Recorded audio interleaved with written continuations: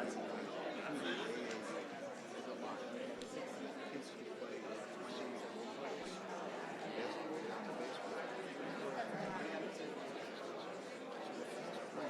my friend from ShopRite, because I was trying to see if I could get some. He was saying that it's not the store, it's the landlord who has something to do with the building. He is the landlord. Okay, right. I'm really having difficulty. School price. Yeah, that's the crazy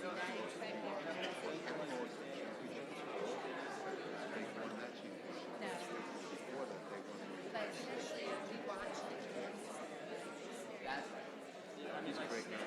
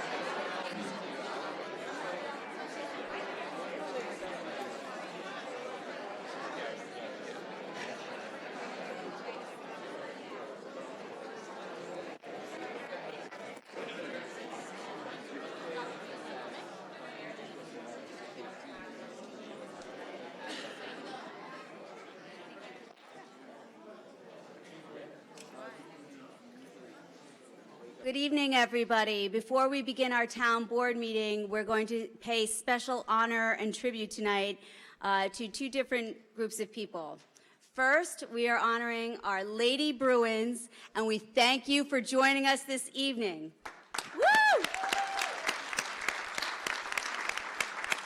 We are so thrilled to commend you. Please stand, Lady Bruins.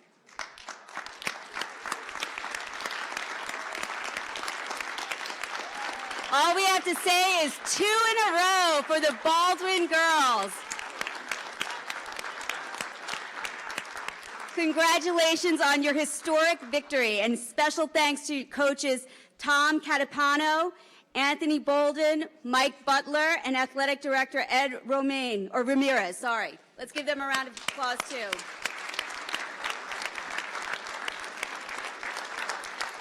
For the second year in a row, the Baldwin girls basketball team is state champions, taking home the state federation title after beating undefeated and top-ranked Christ the King. You went in the underdogs. You took on the #1 ranked team in the state, players that were bigger and taller, and you outworked, outplayed, and outperformed them. Isn't that a great feeling?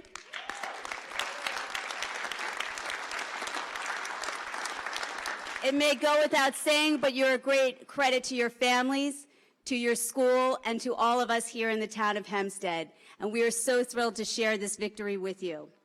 So as you continue to grow and flourish in your athletic and your academic careers, know that the same determination and gift that you displayed on the court can be applied to every other aspect of your life. No challenge is too great or any obstacle insurmountable. So in recognition of your outstanding achievements and for the great honor and richness that you bring to our town, we are presenting each of you here tonight with a certificate and a certificate for your team as well. And we look forward to seeing you in victory again next year. Now I will turn the microphone over to Senior Councilwoman Gooseby, who shares the district of Baldwin and would like to say a few words. All I can say is, whoopee! I am extremely, extremely happy. And certainly, I'm not one who pays that much attention to sports, so to speak. I'm not one who sits down at the television and watch games. But believe me, I watch you girls. And I was so, so proud. And I just can't say enough of you. You are really the troops. You are it. And I certainly know that our world is going to be a better world because of people like you who work well together and who care so much for each other. That is so important. Team spirit is what it's all about, and that's what's going to make our world a better world. So I congratulate you, your parents, and certainly to your wonderful, wonderful people who work so hard for you. They get paid a lot of money for all the work that you're doing. So God bless you, and just keep it up. Keep that team spirit. That's so important.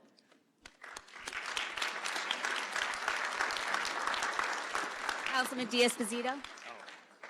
I'll be very brief in just saying congratulations. We are all very proud of you, and it is without a doubt that you make Hempstead Town America's largest township, not only the largest, but the proudest. God bless you guys. And Councilwoman King-Sweeney.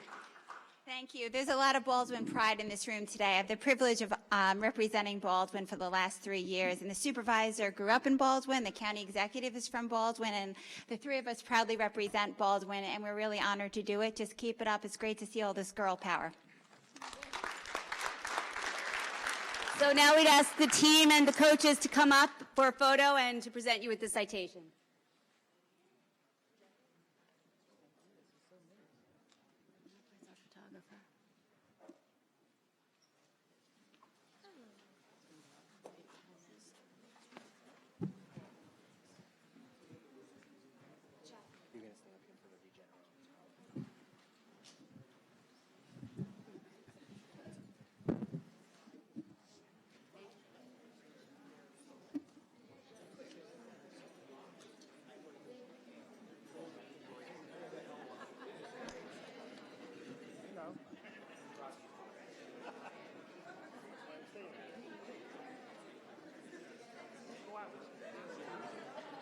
Microphone with me.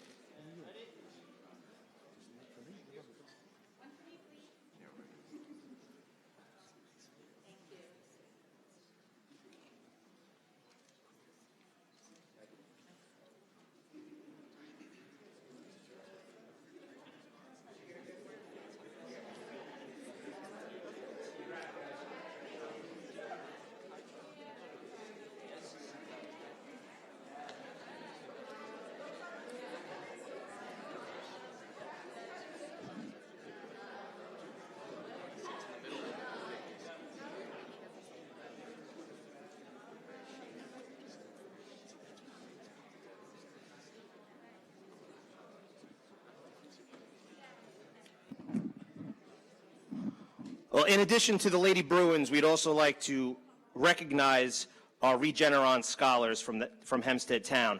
We'd like to welcome students, family, teachers, and principals. Every year, the town of Hempstead has an extraordinary showing in this national competition, as well as the Siemens Westinghouse competition. We are very proud that Long Island captured 46 scholar slots, and 4 of those were from the town of Hempstead. For almost 2 decades, the competition, known formally as the Intel Science Search Contest, recognized the nation's most talented high school scholars. This science talent search competition for high school students has been renamed the Regeneron Science Talent Search Contest. Young innovators chosen to participate in the science talent search over the past 74 years have gone on to win 7 Nobel Prizes, 2 Fields Medals, 5 National Medals of Science, 11 MacArthur Foundation Fellowships, and even an Academy Award for Best Actress, which was Natalie Portman. The scholars each received $2,000 in recognition of their scientific achievements. The schools where scholars attend will also receive $2,000 per semifinalist. We are happy to recognize the scholars with us this evening from the town of Hempstead and present certificates. I'd like to ask Councilwoman Erin King Sweeney to present those from the John F. Kennedy High School. I'd like to call up Matthew and Cameron. I had the opportunity to meet these wonderful gentlemen earlier tonight, and they tried to explain to me what their projects were. I could barely grasp it, but really wonderful, exciting things ahead of you. And as I told you and your teachers and all the people here supporting you, we really expect great things from you, and we hope that you'll come back after your big ventures in college and beyond to be able to give back to the town of Hempstead, because we need a lot of young, smart people in the town of Hempstead. We got to do all that we can as a government and a community to encourage people like you to come live with us. So congratulations. I wish you all the best.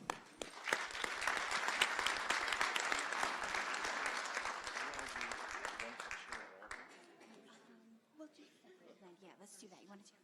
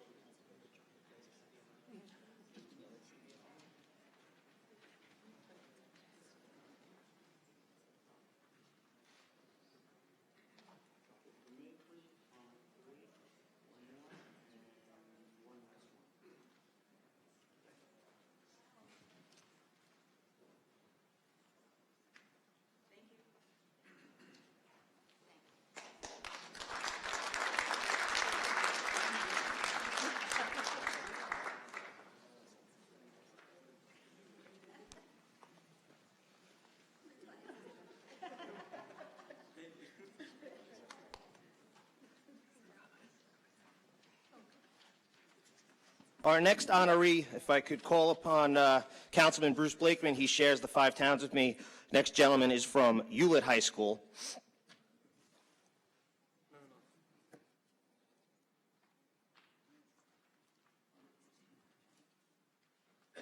Again, representing Hewlett High School, there was actually 2 individuals from Hewlett. One could not be here tonight, but joining us with his principal and his family, Justin Ning.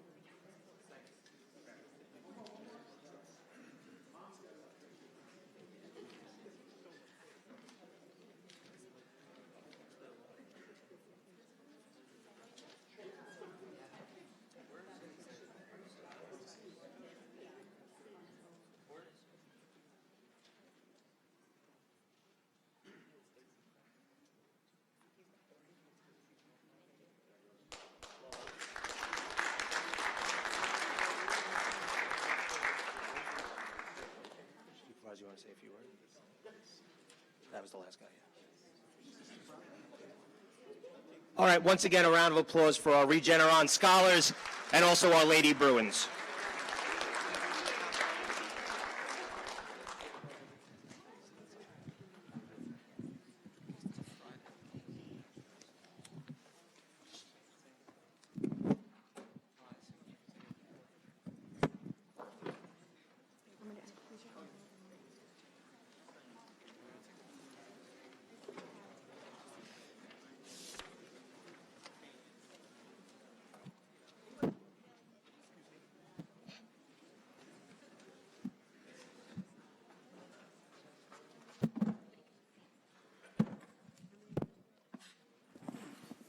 Okay, good evening again, everybody. I would like to welcome you to this regularly scheduled town board meeting.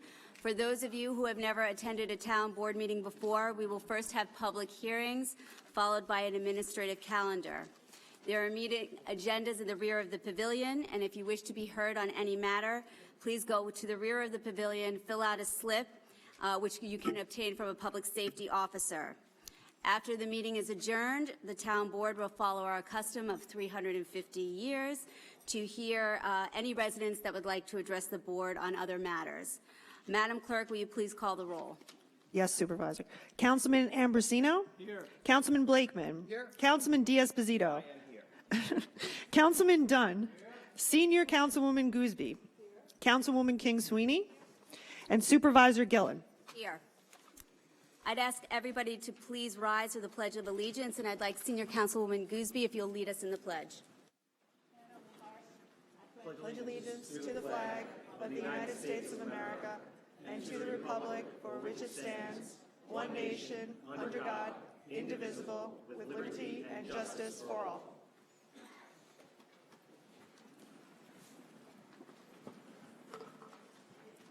Madam Clerk, will you please call the first public hearing? Proposed local law regarding regulations and restrictions to limit parking in Belmore, Seaford, and Wantagh.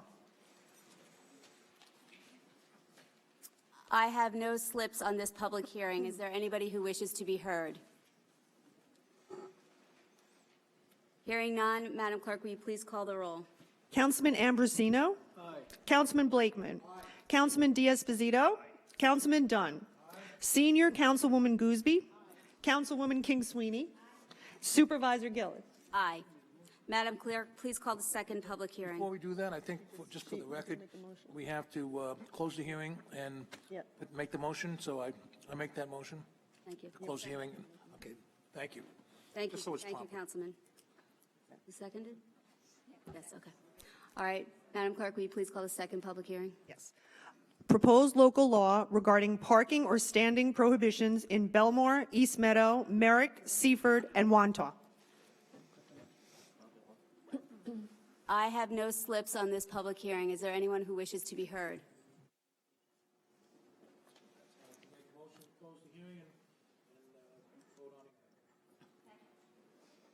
Madam Clerk, will you please call the roll? Councilman Ambrosino? Councilman Blakeman? Councilman Diaz-Bazito? Councilman Dunn? Senior Councilwoman Gooseby? Councilwoman King-Sweeney? And Supervisor Gillen? Aye. Madam Clerk, please call the third public hearing. Proposed local law regarding arterial stops in Merrick. I have no slips on this matter. Is there anybody who wishes to be heard? Hearing none, may I have a motion? Madam Clerk, will you please call the roll? Councilman Ambrosino? Councilman Blakeman? Councilman Diaz-Bazito? Councilman Dunn? Senior Councilwoman Gooseby? Councilwoman King-Sweeney? Supervisor Gillen? Aye.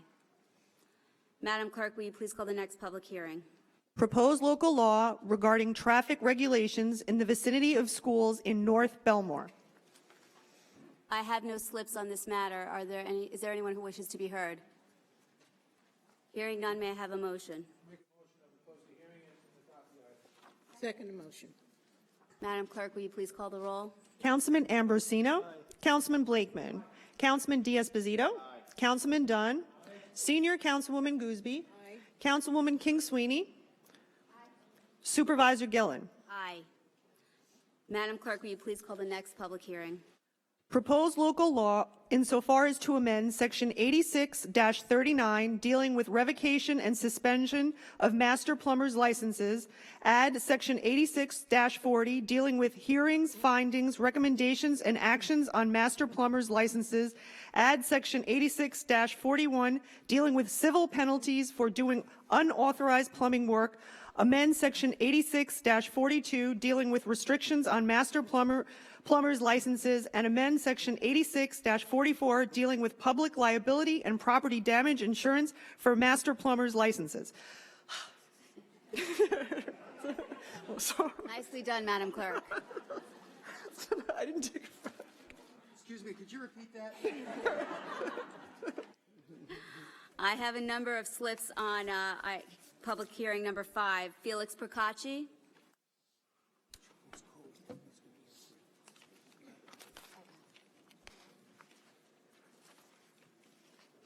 Felix Procacci, 1165 Bond Street, Franklin Square.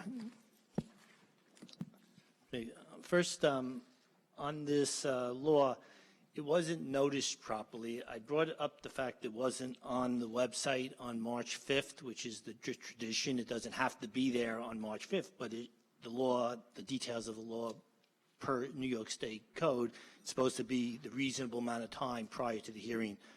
I just noticed it wasn't posted, and while I was talking to Mr. Amarini, asking him if it was posted, it all of a sudden appeared. So during the day, that March 5th resolutions was adjusted, but it's not, I got to read it. I didn't really get to go over it much. It just happened a few hours ago.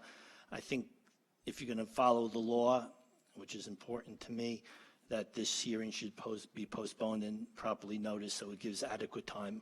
Also, changing the resolutions from March 5th is not really fair to people because someone looking at it, an hour before would not have seen the law, and then you posted it, and there's no indication that, that those resolutions were changed.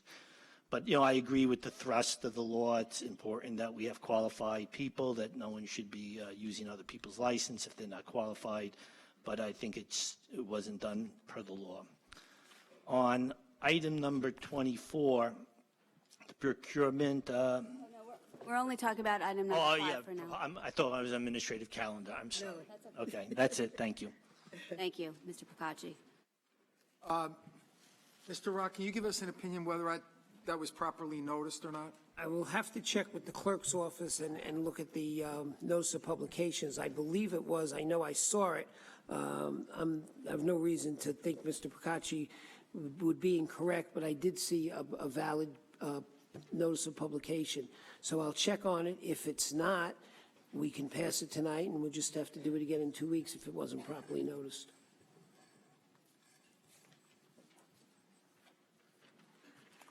Robert Graman.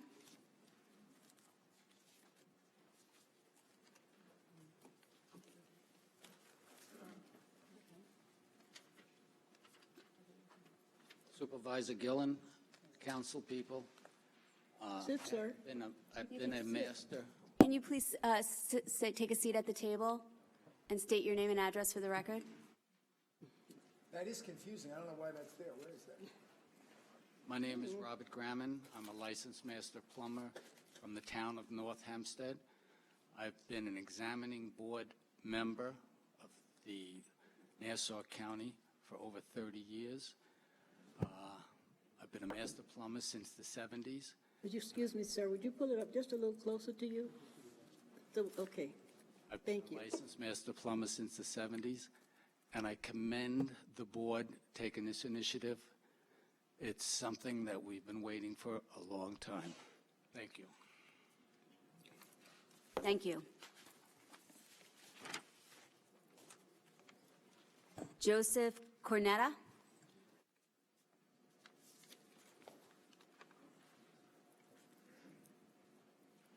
Good evening. My name is Joseph Cornetta. I'm the owner of Cornetta Brothers Plumbing and Heating in Elmont, New York, and I am also the current president of the Long Island Plumbing and Heating Cooling Contractors Association of Long Island. I would like to thank Councilwoman Erin Sweeney for sponsoring this bill, and I would like to thank the council for voting on it tonight. My cousin, the late Ed Cornetta, was a plumbing inspector for the town of Hempstead for over 25 years. Quite often we spoke about the responsibilities of plumbers.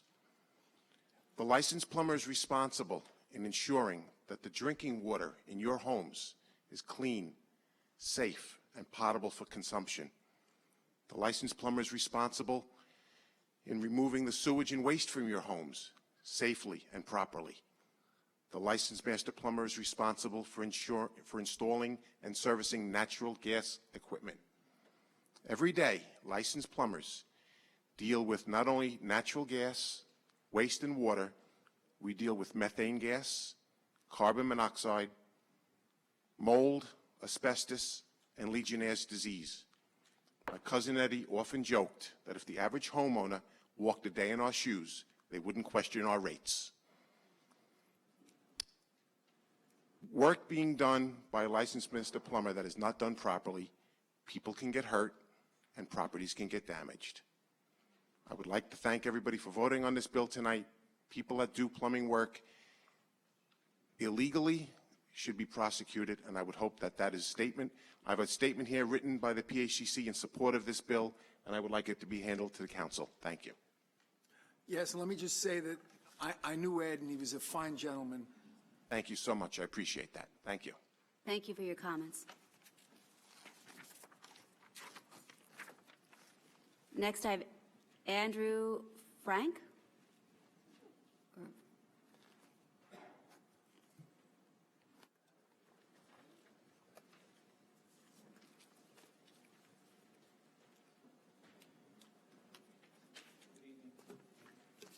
Good evening. If you would just state your name and address for the record, please. Frame, 5 Cross Lane, Glen Head, New York.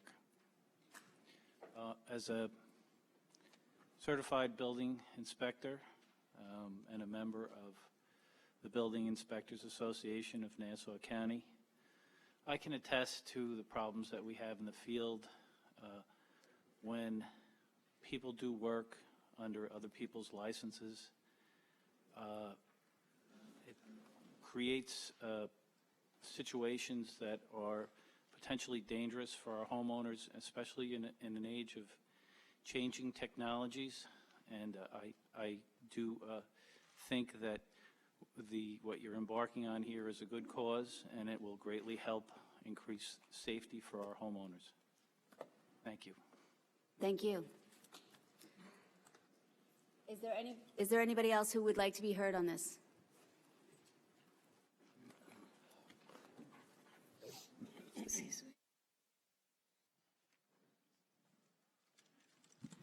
Good evening, Nita Maraday, Baldwin resident. I also commend those who were involved with this legislation. I am just concerned that we have maybe just not included a wider range, and I'm just curious as to, as was mentioned earlier by Mr. Procacci, the time of notice, particularly for individuals to be able to get access to the information and the supporting material and things of that nature. And as far as the implementation, all this sounds great on paper, and I know it makes for great photo ops, but as far as the implementation, who would be handling the actual oversight? Who is responsible for the hearings? Where does it all at? Is there a feasibility study that ties into that as far as the cost? Are we looking at increasing the number of individuals who would go to the various sites? I mean, you know, we definitely need to have quality plumbers, but we have issues with roadwork engineers, if anybody else is having issues with potholes besides me. Roofing, there's a lot that goes into licensing. So why are we just stopping at plumbers? Mr. Kovitz, do you have any response? The building department and the plumbing board will handle the implementation of this law. On top of the work that they're already doing? Correct. Without any increase? I'm just curious because I don't really want to have to be at a budget hearing and then find out that, you know, this was passed and this is what was understood. So I just want it clear. Are you saying that there's no fiscal responsibility? I think the plan is for now that the building department and the plumbing board will handle it. And if it turns out that they need additional employees, the board will have to look at that. So you're saying basically you don't know what the fiscal impact is, yes or no? I don't think it has a fiscal impact. They think they can handle it, but we'll have to see. We're not allowing people to borrow other people's licenses anymore. They have to have the proper licensing.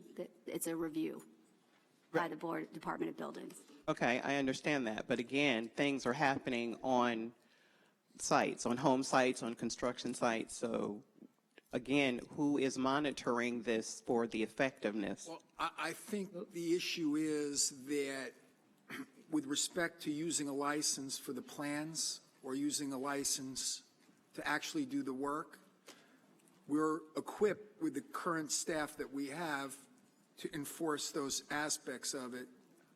I am not aware of any fiscal impact whatsoever, that this would be done in-house and that it would be done with our current staff.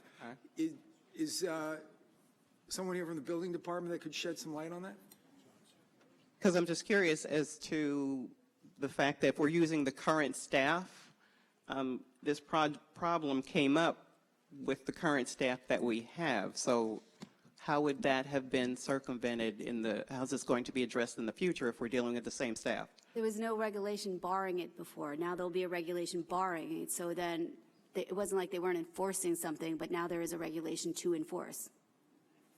Correct. Good evening, Supervisor, members of Town Board. Yes, there'll be no financial impact on the town of Hempstead putting forth this regulation. A lot of it has to do with insurances, to make sure that the insurances are increased so that if there is a problem, they light someone's house on fire using a torch and stuff, that they have the higher insurances. That's just paperwork that's filed with us through their insurance company. As far as the board, if we catch someone who is doing it illegally, covering someone, then the board can bring them in, and then certain things we can now take care of. So there is no financial impact on the town of Hempstead. Okay, but you mentioned increased insurance. That means the plumbers themselves now will have to pay an additional fee or charge or something? Well, what they'll have to do is, a lot of them already have that high requirement as far as the insurances are concerned, to protect themselves and the company. So they just have to supply that to the town of Hempstead, which most already do. Okay, so really this is just a matter of filling in the gaps and, as you say, put some enforcement on paper. Okay, well, thank you. As I said, I'm just hoping that we can look across the board as far as other aspects of the licensing issue and oversight. If we're going to put this in there for something like this, then let's look at everything. As a matter of fact, I understand that the Commissioner and Deputy Commissioner Novello are looking into other fields to do this, including electricians. Yeah, I think definitely for electricians, but if nothing else, road work. We pay a lot for these roads that are not getting repaired, so road work engineering needs some oversight from somebody. It's costly, and it's costing a lot of residents who have to get their cars repaired. But yeah, definitely, house safety is something that I'm glad that you brought that up, because that's something that the public needs to know. Thank you. Thank you. Is there anybody else who wishes to be heard?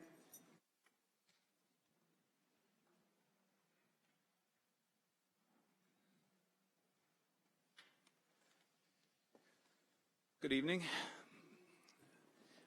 Art Gibson, Plumbers Local Union 200, 2123 Fifth Avenue, Ronkonkoma, New York. Good evening, Supervisor, members of the board. I'd just like to thank you for moving forward with this bill. I represent the plumbers, the union plumbers on Long Island, and you've all witnessed several guys come up that are that are not affiliated with the union, and we're on the same page with this. So this is not something that's a union thing against a non-union thing. We're all in this together. And what we're trying to accomplish here is to get that unscrupulous guy out there who's taking advantage of the system, driving down wages for all the legitimate guy. I can tell you, for one example of one of my larger contractors, he spends $50,000 a month before he turns a light on in his shop, just in workman's comp. So to compete with the guy that is non-licensed, non-insured, has nothing, a van, picks up 2 or 3 people at Home Depot or whatever, has his relatives working for him, that's irrelevant. This is a good law, and I really appreciate it. This will go island-wide after it leaves here. The largest town in the nation does this. This will send vibes throughout the state of New York. I commend you all for doing this, and thank you so much. Thank you. Is there anybody else who would like to be heard on this public hearing? Hearing none, may I have a motion? I move that the hearing be closed and the item adopted. Madam Clerk, please call the roll. Councilman Ambrosino. Councilman Blakeman. Councilman Diaz-Esposito. Councilman Dunn. Senior Councilwoman Gooseby. Councilwoman King Sweeney. I'm honored to stand with the plumbers, and I enthusiastically vote aye. Supervisor Gillen. Aye. Madam Clerk, please call the next item. Proposed handicap parking on public streets in East Meadow, Elmont, North Belmore, and Uniondale. I have no slips on this item. Is there anybody who wishes to be heard? Hearing none, may I have a motion? Make a motion that we close the hearing and we vote on the item. Second the motion? Madam Clerk, please call the roll. Councilman Ambrosino. Councilman Blakeman. Councilman Diaz-Esposito. Councilman Dunn. Senior Councilwoman Gooseby. Councilwoman King Sweeney.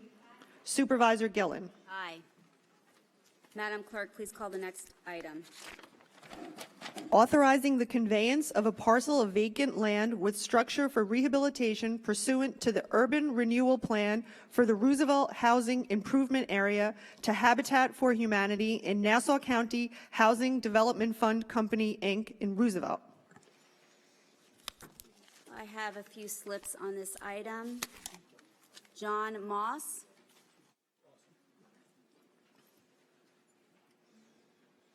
Good evening. Good evening. John K. Moss, PC, 100 Garden City Plaza, Garden City, New York. I'm outside counsel for the Department of Planning and Economic Development. We're here today to support the adoption of this contract with Habitat for Humanity. The property itself was actually developed at Phase 8 of the Housing Improvement District in Roosevelt. We later had to reacquire the property because the owner had passed away. There is a requirement that owners stay there for 10 years. She passed away beforehand. There was a mortgage on the property as well that we had declared null and void because it exceeded the purchase price, and we had some restrictions in our deed. We undertook the reversion of title after the foreclosure action started, and I advised the foreclosure judge of what was going on, and we successfully got a judgment which reverted title to the town and voided out the excessive mortgage. I'm certain the town knows, the board knows about Habitat for Humanity. They do some wonderful work. We've actually transferred or conveyed vacant parcels of land to Habitat in the past that they've developed. They have a selection process that mirrors our selection process for first-time home buyers for the affordable housing program. The contract has all those provisions in it. There's a covenants and restrictions in there as well to make sure that there's some enforcement there, that they follow basically their own procedures, and also some provisions in the contract with regard to the use of volunteer labor, which is basically how they build the houses. This is a rehab. It's not a whole building. Hopefully they'll be able to turn this around relatively quickly, get it into a first-time home buyer's hands, and we'll actually have, instead of an abandoned property, we'll have somebody actually living there and really pin down the neighborhood. We do have two members from Habitat, Lauren Suma and Jeremy Honig, here if there were any questions about Habitat itself, and I certainly can answer any questions about the program or the contract. Thank you.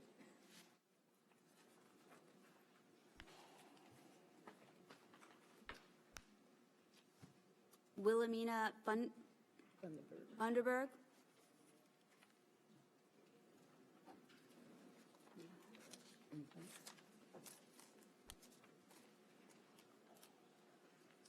Good evening. Good evening. Wilhelmina Funderburg. I reside at 156 East Clinton Avenue in Roosevelt. I've been there over 50 years. What I really want to question about number 7 is that most times when homes are rehabbed or built, they're supposed to be for one family. They start out being one family when they come in and get approved. but when people move in, it's always more than one family. And I like to know, how are we going to make sure that this is a one-family resident and that it's going to remain a one-family resident? Mr. Moss? Good evening. Good evening. How are you today? Good. Yeah, we have some deed restrictions in there, and in fact, one of the deed restrictions is that it's got to be a single-family house. It's got to be owner-occupied. That's the reason why we acquired the property, because there was no longer an owner occupying the premises. So if it's a multifamily, we're going to get that property back. I know Habitat also has some restrictions on, single-family houses. Are you going to be the one that's going to be the final word that says move these people out when you find out that there's more than one family in there? Well, I'm not the final word, but I can certainly undertake to do that. We've already successfully got the property back when there wasn't the owner was not living there. So if there's going to be a multifamily, number one. Oh, it's going to be a multifamily. Okay, that's why I'm here, because every house, and like I say, I've been there over 50 years. And I mean, now there's so many families in our neighborhood that's supposed to be one family. You can't even get down the street, there's so many cars. Because normally in a one-family resident, you might have 2 or 3 cars. But now you have 5, 6, 7, 8, and you can't even get through the streets. So that's why I'm asking, are you going to be the one, who is going to be the one that makes sure that this remain a one-family home? Because I like to get their name, because see, I check things. Okay. I'm not enforcement officer for the town. I'm the attorney, and we have some restrictions in the deed. There are enforcement officers, I believe, building department people. We have code enforcement officers in our building department, so that if it comes to our attention and we investigate and we find out, then we would maybe let Mr. Moss know, and he could take the requisite action. I can get your business card. No?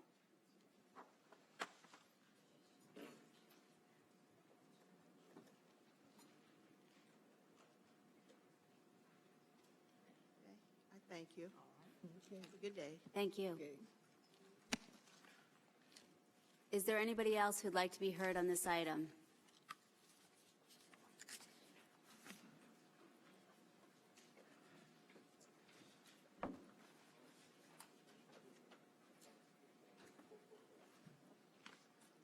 Good evening, Mary Ellen Cray, 436 Locust Avenue, Uniondale.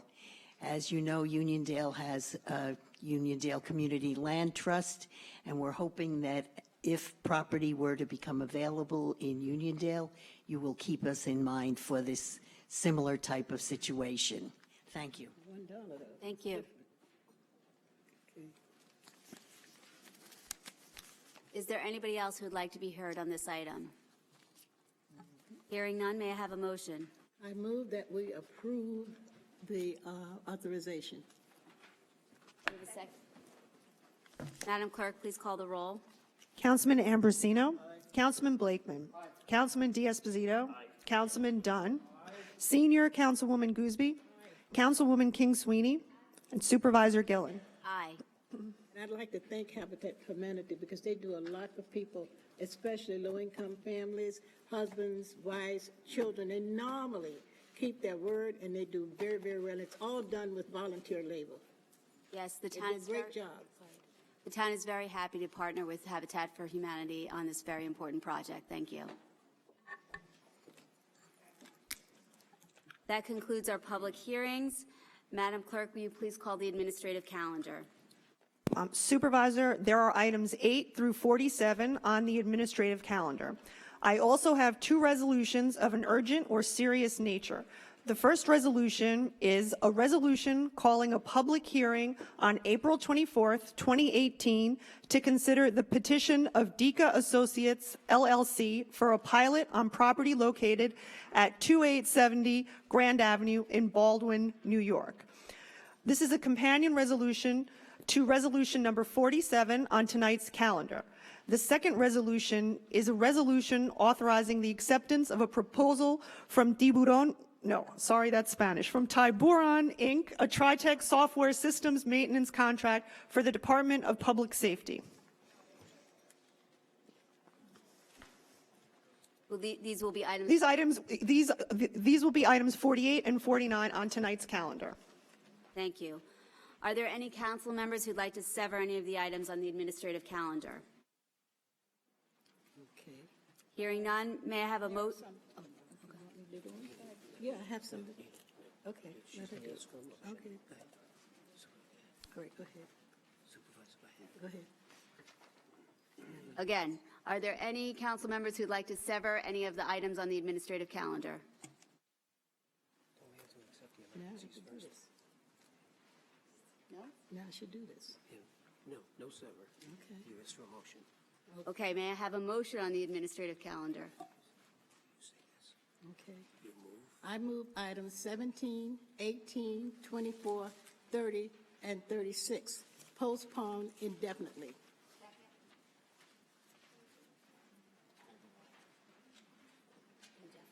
Mm-hmm. That's the right word to use now. 17, 18, 24, and 30.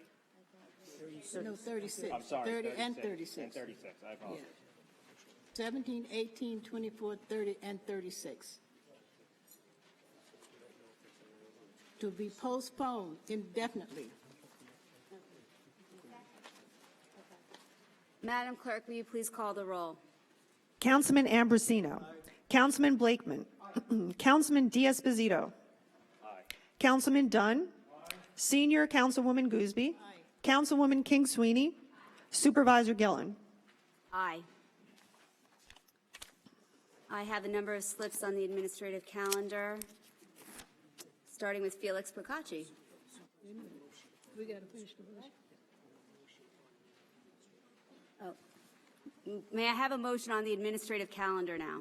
I move to adopt items 8 through 50, excluding items 17, 18, 24, 26, and 30. 30 and 36, I'm sorry. Second. All right. Madam Clerk? I guess Roll. Councilman Blakeman. All right. No. First, we're hearing Felix Procacci. Go ahead, Felix. So you voted to sever the items that listed. That was the first vote? Not sever. No, we postponed them, table. Okay. Okay, so 24 is off, right? Yep. Yes. 28 is off? No. Okay, what are the fee increases? It only, in the resolution, only gives the current, the new rates, but it doesn't provide what the old rates were. He's talking about 28. No. Is Commissioner Lino here? No? If I may, Oh, yes, he's here. I'm sorry. If I may, Commissioner, you could correct me if I'm wrong. I know that part of item 28 is the legislation for the making sure that the nonprofits, the little leagues, the seniors, and the youth organizations are permanently waived in their fees. Prior in the legislation, there was room for discretion, and after the issues that have occurred, I asked that they be specifically named so that there was no discretion involved. The only way that these youth organizations, the little leagues, or the nonprofits would be charged for field use would be to obviously rescind or change this legislation. Yes, you're correct. Okay. So in essence, Felix, the fees aren't changing. It's just specifying in the legislation who is permanently exempt from fees on the fields, as long as they could provide documentation that they are in fact a 501c3, a little league, or a nonprofit. I just want him to show me where that is, because maybe I missed it. I don't see it. Did I print the whole thing?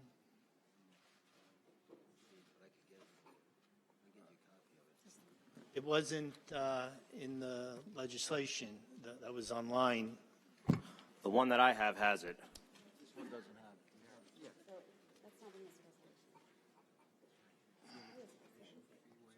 If you look at the very bottom At of the bottom, it is in here.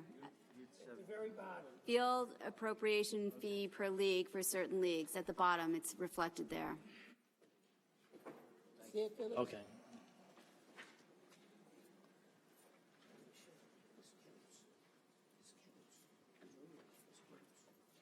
Okay. Is there any reason why you're just exempting leagues that are non-for-profit? How about a league that doesn't have a club that's a not-for-profit? Like? They don't have a, that, you know, it's a legal thing to get a non-for-profit. Right, it's a tax certification. Yeah, but there could be a league that, As long as, if it's a little league, for instance, I mean, most of them are not-for-profit, but if they don't have their 501c3, as long as they're registered with the National Little League, it'll be confirmed by the Parks Department. okay. This is just to secure that at no time can fees all of a sudden come upon little leagues without this legislation changing. And I know, I get it. I read the paper about the Nassau County legislation. And So- we haven't been charging these fees, so we're not even giving something up. We haven't been charging these fees historically. Just want to make sure it doesn't happen. Okay. Okay, and so everything else is staying the same? You're saying all these others, there's no increase? Nothing's changing. Yeah, basically the point of this, Felix, is to make sure that no nonprofit, no league, no little league, no football team all of a sudden gets surprised with a $14,000 field bill. The only way that that would happen is there would be an announcement and it would be voted on. In fairness, that the way they wrote it up in the paper was not really, that league has 60 teams, so it might have amounted to $20 per person. If they put it in some sort of context, that's not like really a lot of money. And I guarantee you the Seaford Wantagh school districts will have more than a $20 cost increase this year. And, you know, but it's just the way you write something in the paper where you put a large number with a lot of zeros at the end, you make it into a bigger story than it really is.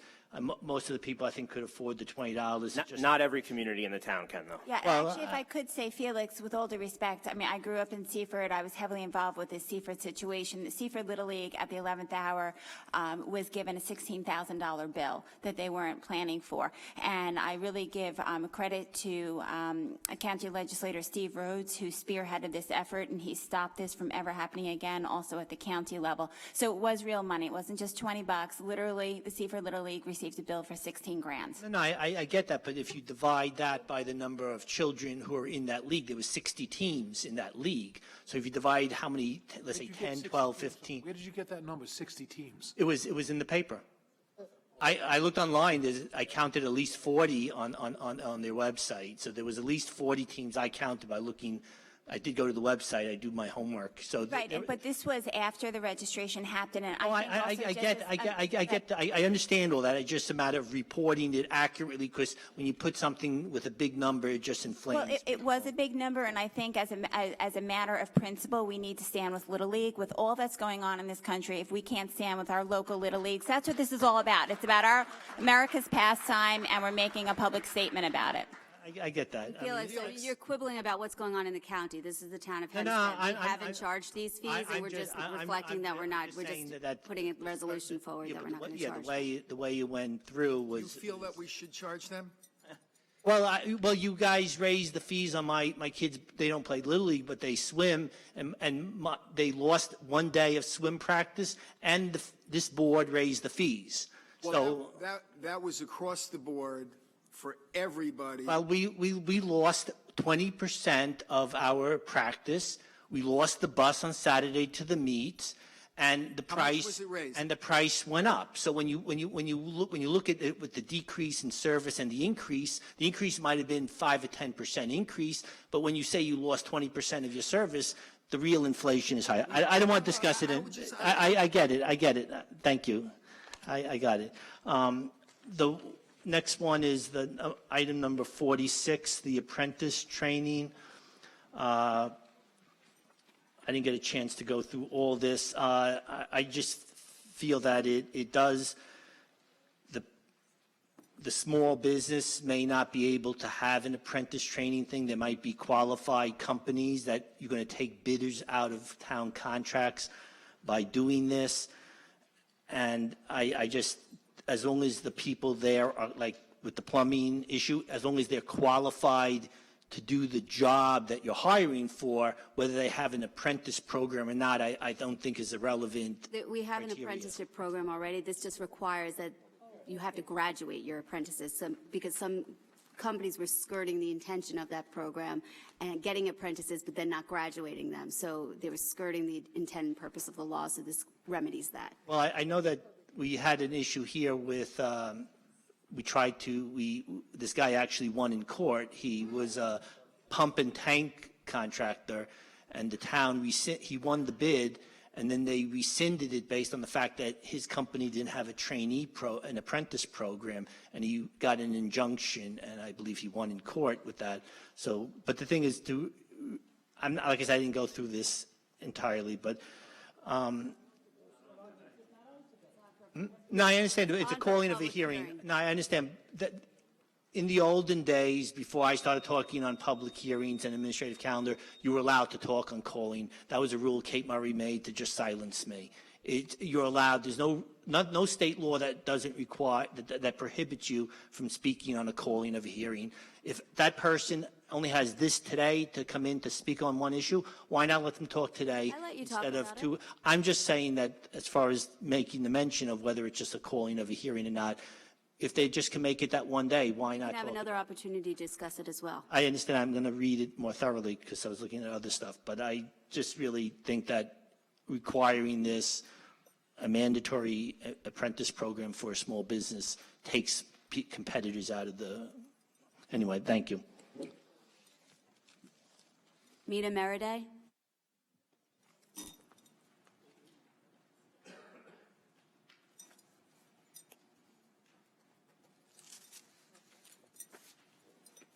Mita J. Meriday, Baldwin resident. Okay, go backwards, I guess.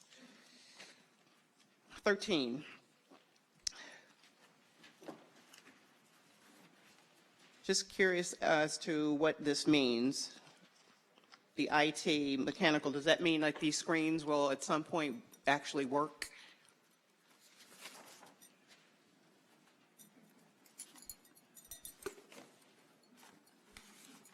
My clock is a-ticking. Here he comes. Okay. Thank you. Thank you, Commissioner. Good evening, Supervisor, Town Board members, Senior Councilwoman. Good evening to you. Hi, how you doing? This is for the air conditioning system for the Information and Technology Department. The system was getting old for a new chiller, cooler unit outside, and for the various electric and so forth that's needed also with it. Is that actually the cooling for the air conditioning room itself, or where? Outside is the chiller unit, and Yeah. So that has to be kept at a certain level, or else the system could go into failure, correct? this is the most important air condition we have in the whole town, because obviously all of our information and technology is here.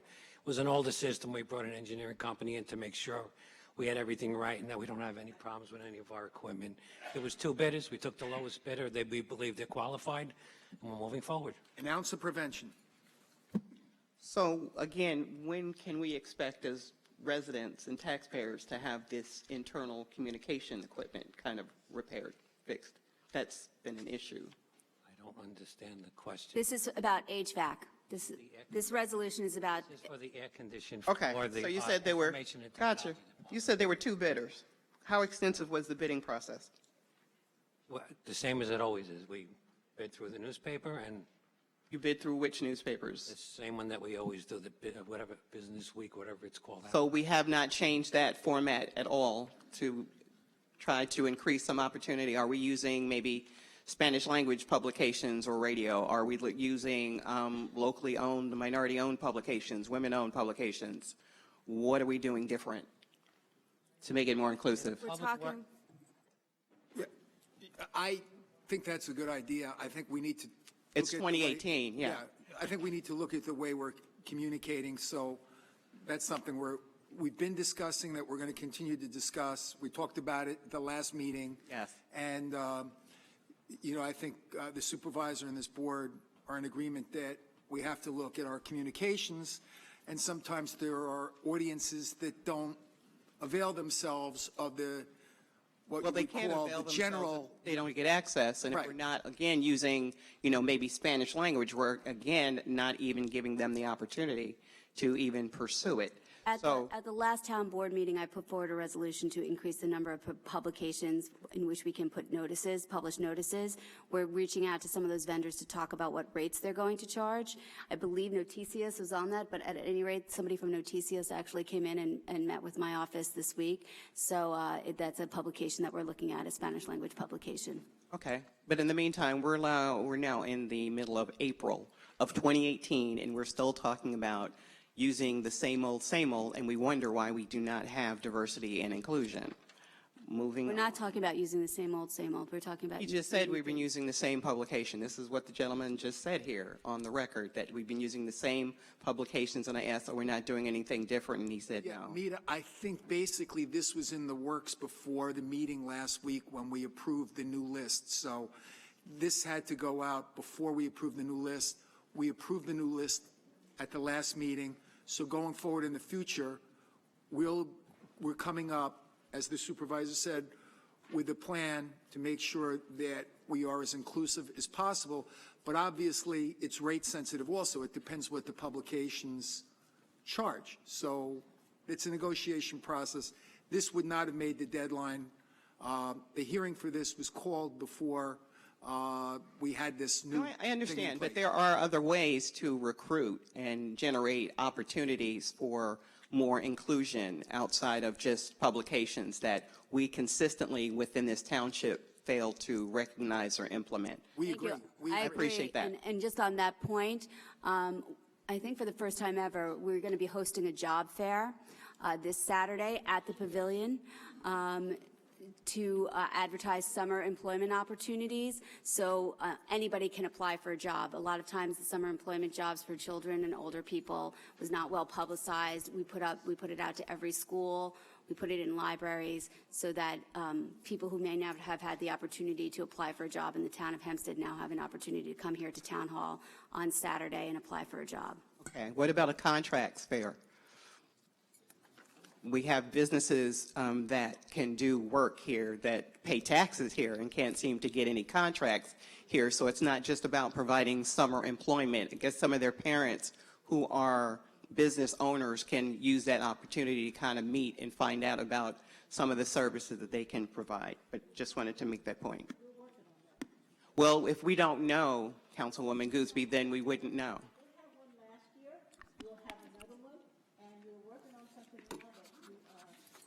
Really have to make sure it's all correct. Once we do that, you will hear about it. So you come. Well, that'll be nice if I hear about it, because You lately will I haven't hear. been hearing much, at least Well, it's not from, ready from yet. your office. Okay. Number 23, I just thought that was, thank you so much. Number 23, I just thought that was interesting that, I get it, we need to be a part of the Office of Tourism, but I think we need to do a lot more to kind of help support the residents that are already struggling to stay here. And I don't know how many tourists can really brave our roads and other structures in this community. I don't know how many ways I can talk about the problems with our roads in this town.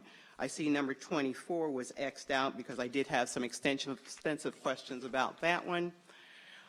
27 and 35, 36, again, my issue is with outreach, or I should say lack of same. I'm glad to hear that we're now going to increase our publications, but I still have concerns about the lack of outreach and a lack of inclusion, that we do not have proactive programs and services that can be inclusive of veteran, service disabled veteran, minority, women, LGBT, et cetera, those types of businesses that are also tax-paying residents of this township. But if there are, behind-the-scenes activities that are taking place, let us know. We should have a right to know. Item 31 and 33, for me, I'm always appreciative of accepting sponsorships, and I think our senior citizens program is exceptional. It would be nice if we had this similar type of model for our veteran services. Again, this is not to take anything away from what our one veteran counselor is doing, but we have over 40,000 veterans. in the township, we need to do something a little bit more progressive and expansive if we can. I'm tired of being a broken record on that. And as I said, on 35 and 36, again, my issue is with the outreach. I'm seeing these names quite often, Nelson and Pope, D&B Engineers, and the other one is H2M. Again, we need to kind of focus on broadening the scope. And I would like to mention that I am so happy that, and I have a few more seconds because I was taking note of that.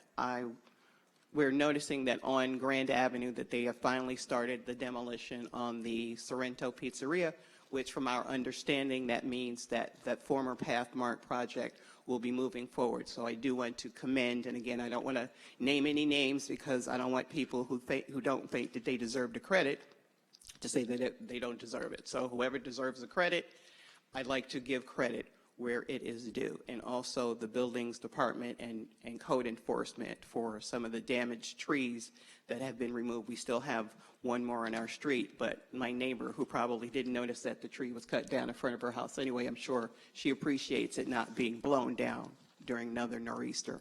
So thank you very much. Thank you. Mary Ellen Cray?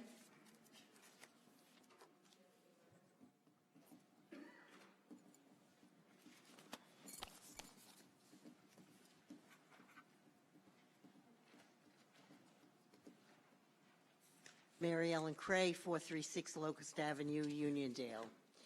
On item 25 and 26, remove a parcel benefited by construction or reconstruction of sidewalks along a certain street in the town of Hempstead from being assessed on their 2018 taxes. Do we know what area this is in, and you know why is this being done? Mr. Ra? Can anybody get it? I believe that they were incorrectly assessed, and we're correcting that. Is that right? Oh, Commissioner? Supervisor, members of the town board, good evening. I'm Mary Ellen. How you doing? Been friends for a long, long time. It's exactly what you said. There was a incorrect number put on the assessment, and this is taking that off. It's just correcting that. Oh, thank you. And on 26th, about agricultural waste transfer and/or delivery, a purchase contract. Are we buying agricultural waste or are we selling it? Commissioner?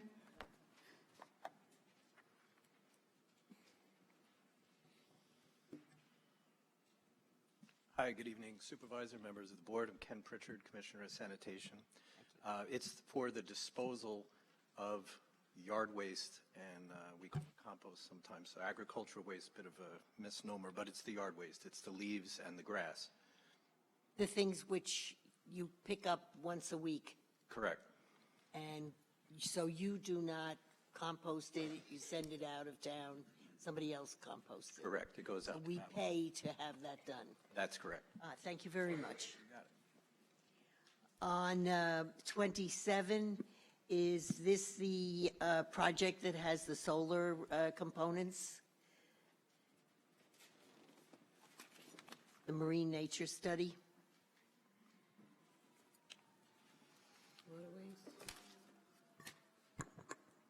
If so, I commend. Commissioner Doheny, are you here? This is, I could be wrong, but I think that this has to do with the, Commissioners, yeah.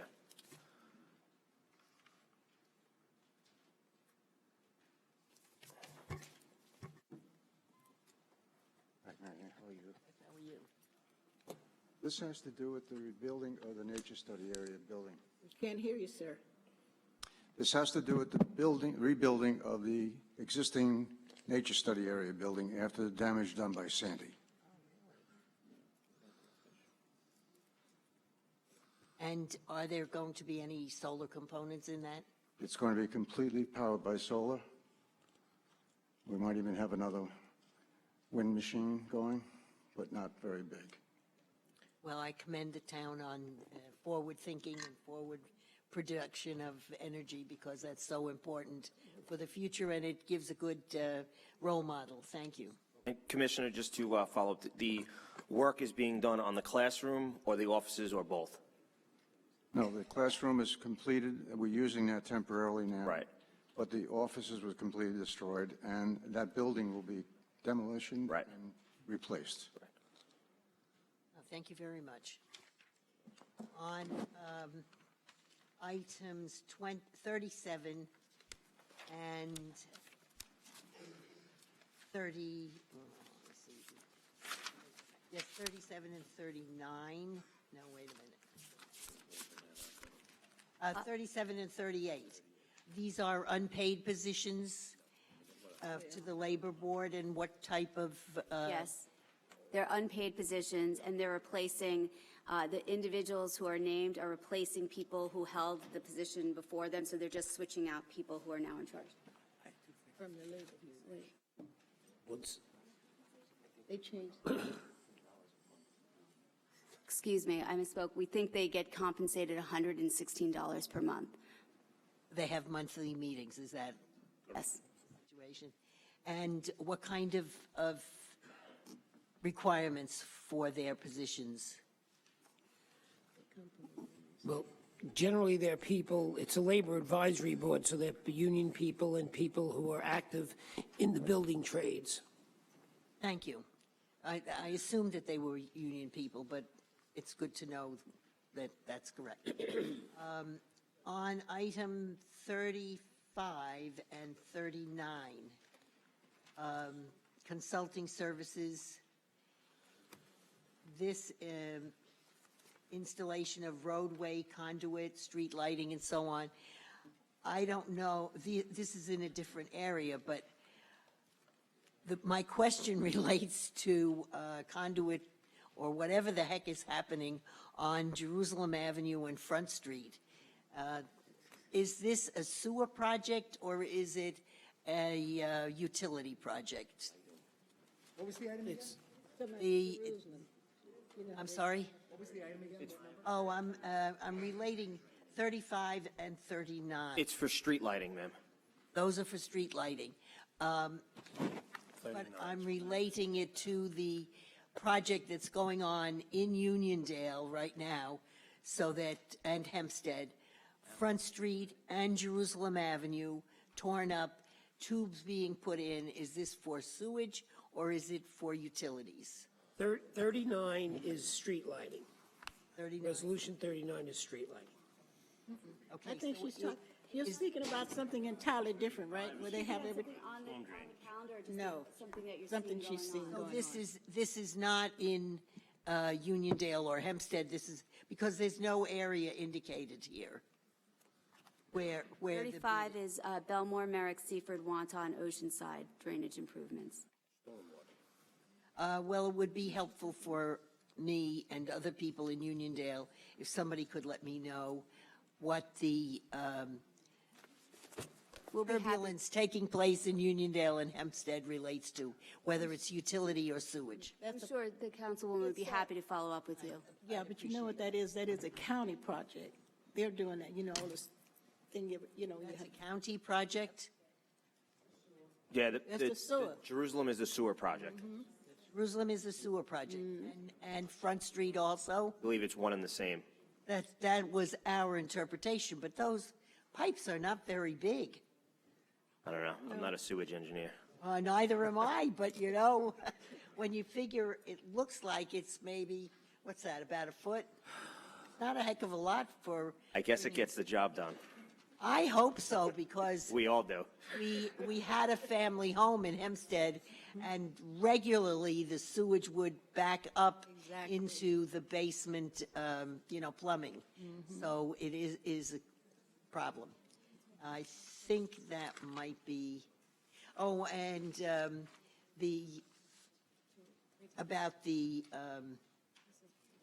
apprenticeships. That's coming. I feel that that's a very important thing. Thank you. Natalie Gary?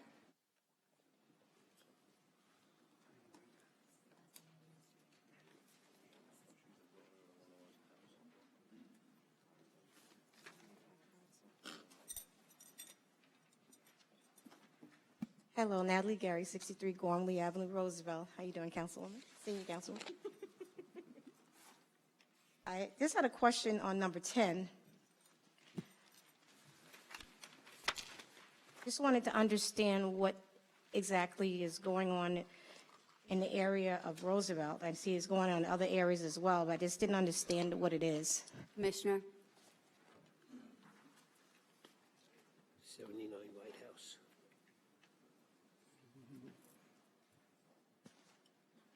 Good evening, Supervisor, members of Town Board. What that is specific properties that were open and abandoned that the town boarded up.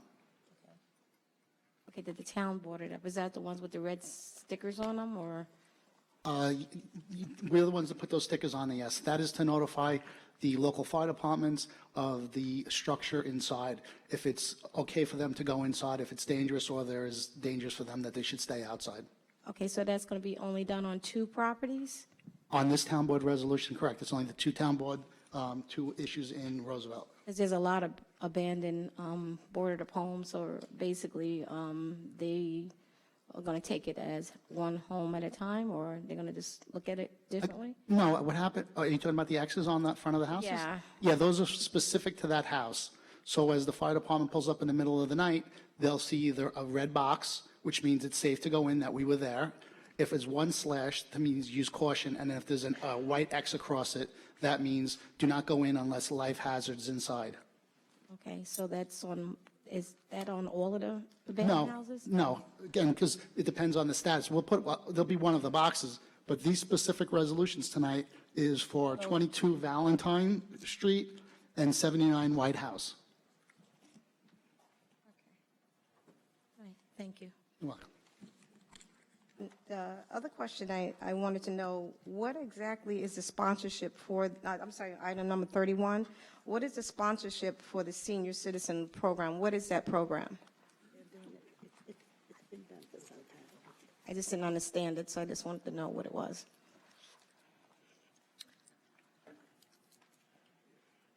Hi, I'm the Commissioner of Senior Enrichment. So what we do is we have sponsors. Generally, they come from the insurance companies. So we have things like AgeWell that comes in, and Blue Cross Blue Shield, and they come into the various centers to talk to the seniors, to let them know about the services that they can provide, and in exchange for giving them a little presentation, they give us, the department, some revenue which goes into the general fund to offset their visits.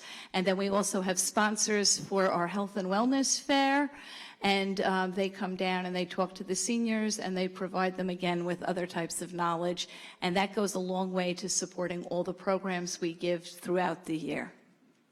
Okay? Thank you. I'd also like to say thank you for looking out for the youth, baseball, all of the ones that use the soccer teams and things like that. I appreciate you guys following the steps of not charging them, and also keeping up, you know, because it means a lot for kids to be able to do something after school and with these little league baseballs, and I really appreciate what you guys have done tonight in terms of securing that for the future of the youth. The youth is our future. Thank you. Thank you. I do not have any other slips on the administrative calendar. Is there anybody else who'd like to be heard? Hearing none. Madam Clerk, will you please call the roll for a vote on items 8 through 50, excluding items 17, 18, 24, 30, and 36? Councilman Blakeman? Aye. Councilman Diaz-Pizito? Aye, but before, actually, sorry, let me just make a statement. In regards to item number 28, which is the park fees with regards to nonprofits and little leagues, I just want to point out that despite the opinion of Mike Friccione, this legislation clearly and specifically mentions little leagues, youth soccer, football, nonprofits, leaving zero discretion, therefore making certain that youth senior leagues won't be surprised if this discretion changes. That's the point of the legislation. And furthermore, I just want to mention that I find it completely appalling that a member of the town staff uses legislation in favor of little leagues and sports and our seniors and youth to make personal attacks on the members of this board. I would never allow it from my staff, and I don't think that members of this town board would allow it either, and I find it appalling. And I think that he needs to be reminded that although he was brought here and recommended by our supervisor, the town board voted to hire him, and they could do the same by terminating him. I vote aye. Councilman Ambrosino? Aye. Councilman Dunn? I support everything that my colleague has just said, and I back up 100%, Anthony, and I vote aye also. Senior Councilwoman Gooseby? Councilwoman King Sweeney? I'm aye, and I'm delighted we're playing baseball in the town of Hempstead. Supervisor Gillen? Aye, and I'm glad to say that I've always been a proud supporter of Little League, both as a participant and as a parent of 4 children who participated in Little League, supporting the league by marching in parades, attending parades, going to their fundraisers. I've privately always supported Little League. As soon as I heard about the fees on Little League, I immediately had my staff reach out to the commissioner to make sure that we were not charging fees to Little Leagues, and I was assured that we were not charging fees to Little Leagues. So I was relieved to hear that. I did not choose to use this as to take a political swing at the county executive, who is using her discretion to do what she thinks is best for the county, since it did not impact town parks. So as a proud supporter of Little League, I vote aye.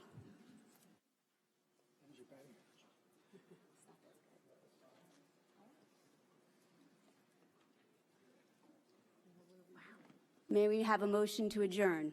I move that we adjourn. Second. Madam Clerk, will you please call the roll? Councilman Ambrosino? Aye. Councilman Blakeman? Aye. I think they're Mr.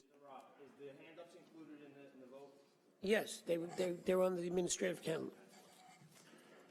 Okay. Councilman Blakeman? Aye. Councilman Diaz-Bazito? Aye. Councilman Dunn? Aye. Senior Councilwoman Gooseby? Aye. Councilwoman King Sweeney? Aye. Supervisor Gillen? aye. Okay, that concludes the formal portion of our town board meeting. We will now move on to public comment. First, I have Felix Procacci.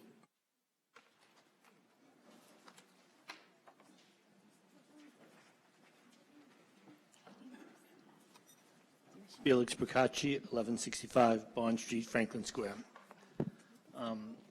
First, I notified Supervisor Gillen of this. I just want to bring it to the board's attention. Brookhaven Town Code allows for special elections.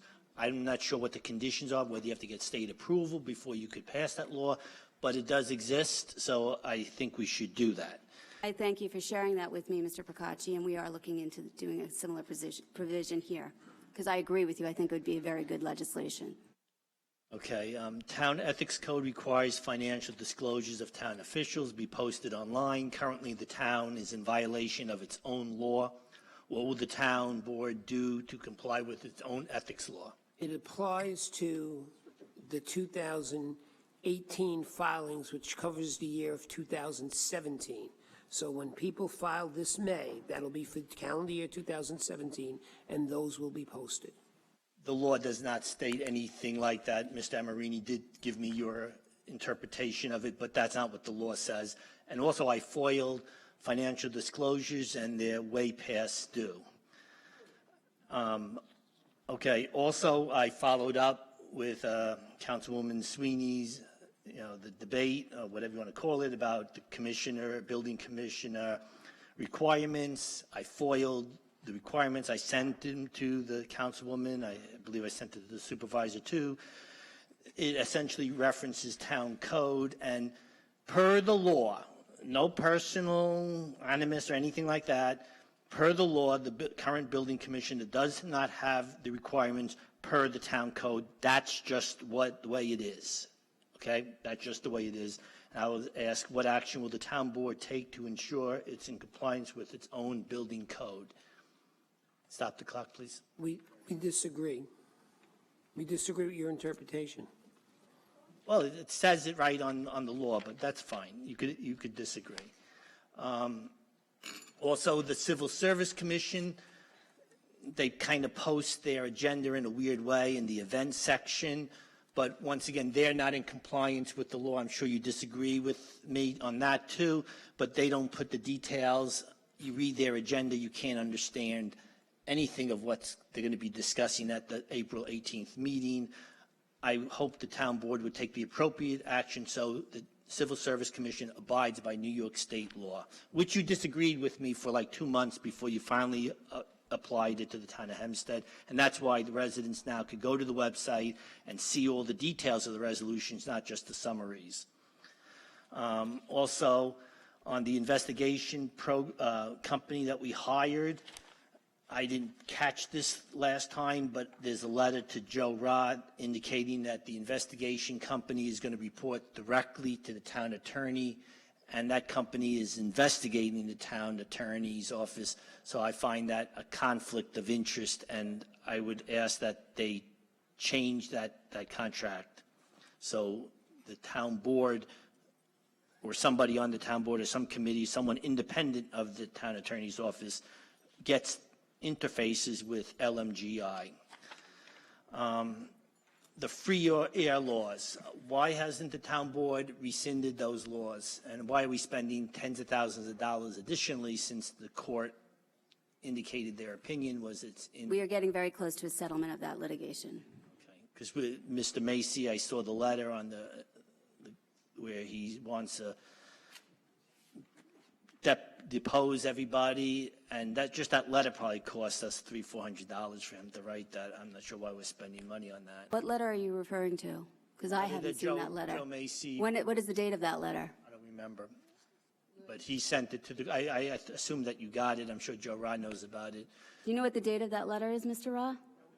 Can we find out? Because don't know what letter we're supposed to be settling this case, not spending money on litigation for a case that we're about to settle, which was a clear directive that I ordered to be given to our outside counsel. They shouldn't be spending money if we're going to settle a case. It's frivolous. I will send that letter. The free air case. I will send that letter to you. I have a lot of stuff here. Has the town enacted any regulations relating to the windows in restaurant law? I think the law Stop the speaks clock. for itself. Stop the clock, please. I think the law speaks for itself. You indicated to me on May 9th or 10th, whatever it was, when we revised the law, I asked questions about whether the windows were in certain positions, and you indicated that there would be regulations promulgated to give guidance to the BZA or to a court to determine whether a company is entitled to a variance on it. Right now, it doesn't speak for itself. Also, is Rebecca Sinclair still the supervisor's liaison to the animal shelter? Yes, she is. You heard about what happened last week. I was very upset. I was standing right there. I don't think she has the appropriate temperament for that position, and I did indicate that to you already. I just wanted to say it publicly. And one more thing, two more things. Can residents prepare presentations to be used on the big screens? We'll pre-screen them to make sure we have appropriate material.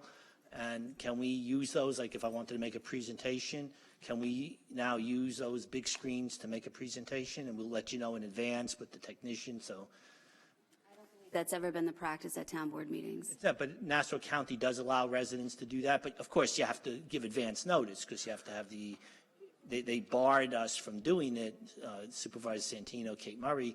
But Nassau County, for example, a group came in to make a presentation. They got permission and they did the presentation on the big screens. It's just a matter of whether this board will allow it, but there's no rules that say that you can't do that. I think it would be useful because a lot of the stuff I have would be better to show a picture that everyone could see, a document, and of course it'd be appropriate material to what I'm talking about. It can't be off the wall, and it would be pre-screened prior to the meeting, so you have opportunity to review it and say, hey, this is not right, that's okay. But I think it's a good idea because it might even make statements shorter. Real quick, you heard Jack Schneerman is doing an audit to examine nepotism in Nassau government. I'll leave you with a question. When will Nassau begin its audit into nepotism in the town of Hempstead? Thank you. Thank you. Mr. Procacci, you said the FOIL that was outstanding was related to financial disclosures. I'll look into that for you. Terry Winston.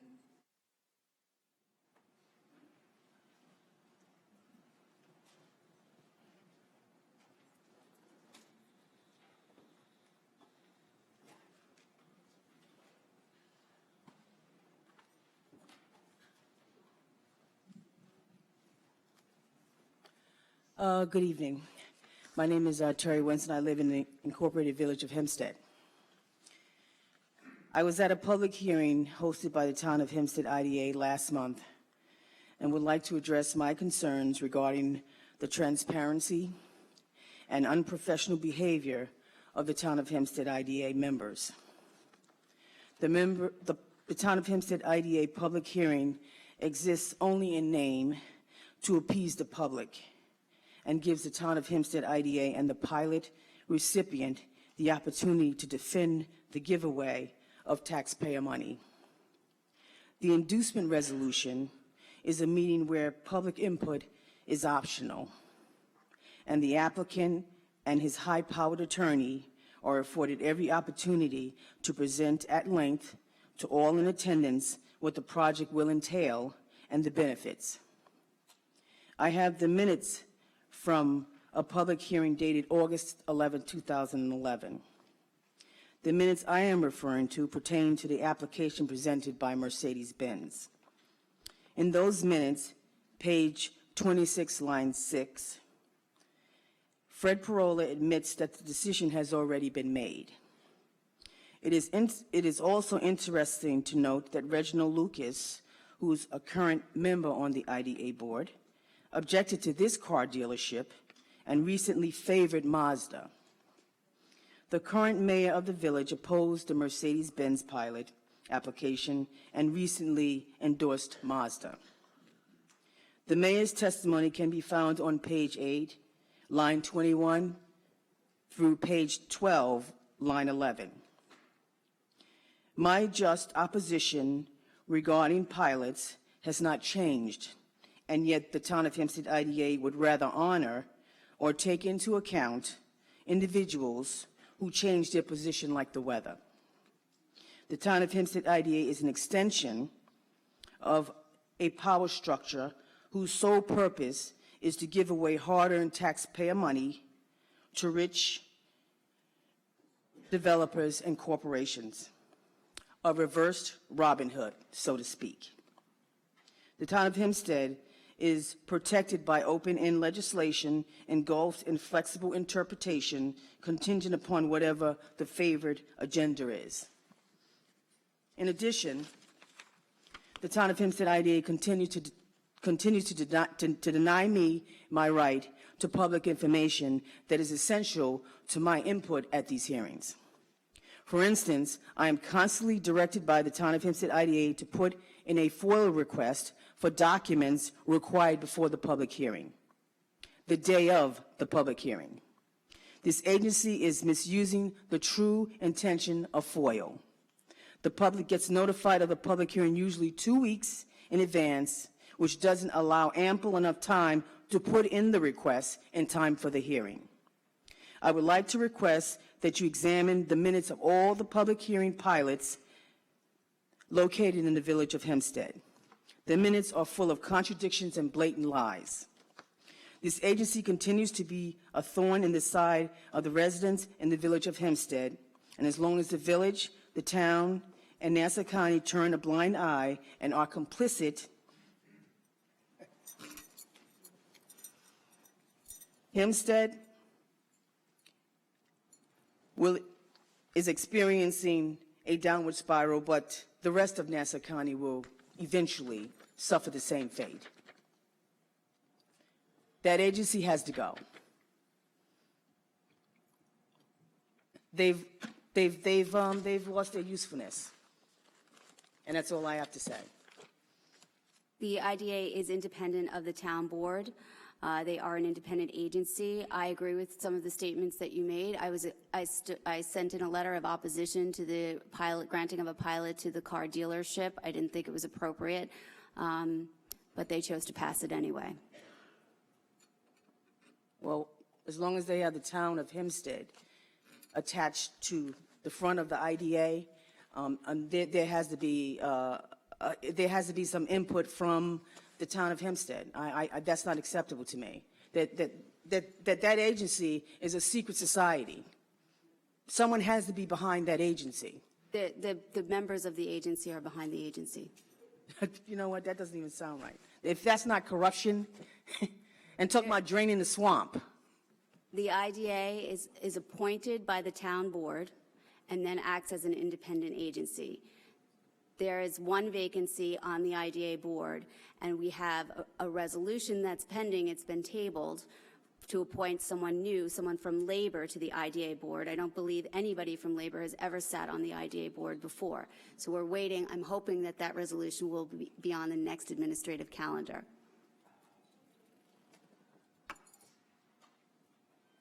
Fred Parola needs to go.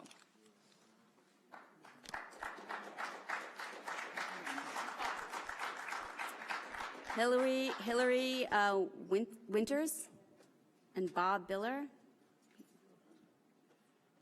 They signed in together. Hillary? Bob? Who? Bonnie Radfordshire?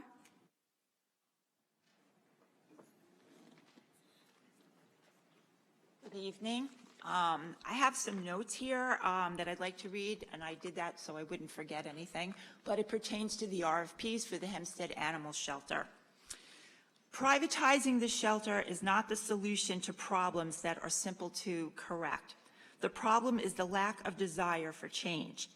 Privatizing the shelter would probably force many good people to lose their job because most companies would bring in staff of their own. The roadblocks to change come from lack of education in what the current standards of animal welfare should be in 2018. Appointing a liaison to the animal shelter who knows nothing about animal welfare beyond providing food, water, and shelter, and is unable to remain unbiased when dealing with both shelter staff and the public is not helpful in bridging the gap in communication and fostering the ability to work together.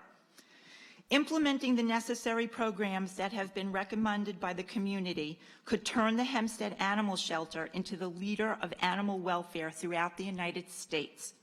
We have the resources and we have the money, just not the desire or the commitment. The RFP for a sanctuary is alarming because no such place exists. Many classify themselves as a sanctuary, but I can tell you from personal experience, most are frauds. Through the recommendation of Oprah Winfrey and Jill Rappaport, a journalist, I had sent a rescued cat to Angel's Gate, which was located in upstate New York. 2 years later, that same wonderful place was closed down, charged with criminal negligence and animal abuse through an undercover investigation. It was not long ago Hempstead sent dogs to a rehab facility in Virginia Beach. This place was also closed due to a criminal investigation for animal abuse and fraud. Many of our dogs came back, but still some are missing, and we have no idea what happened to them. We did learn that some were advertised on Craigslist for $20, which is perfect bait material for dog fighting rings. That is the legacy that Hempstead still has. Melissa Fogarty, who works at the shelter, was in contact with the authorities in Virginia Beach, but no information is shared with the public and there is no transparency. I know that many of you are parents and grandparents, aunts or uncles, and many of us in this room can agree that when kids get bored, they start acting out. Animals are no different.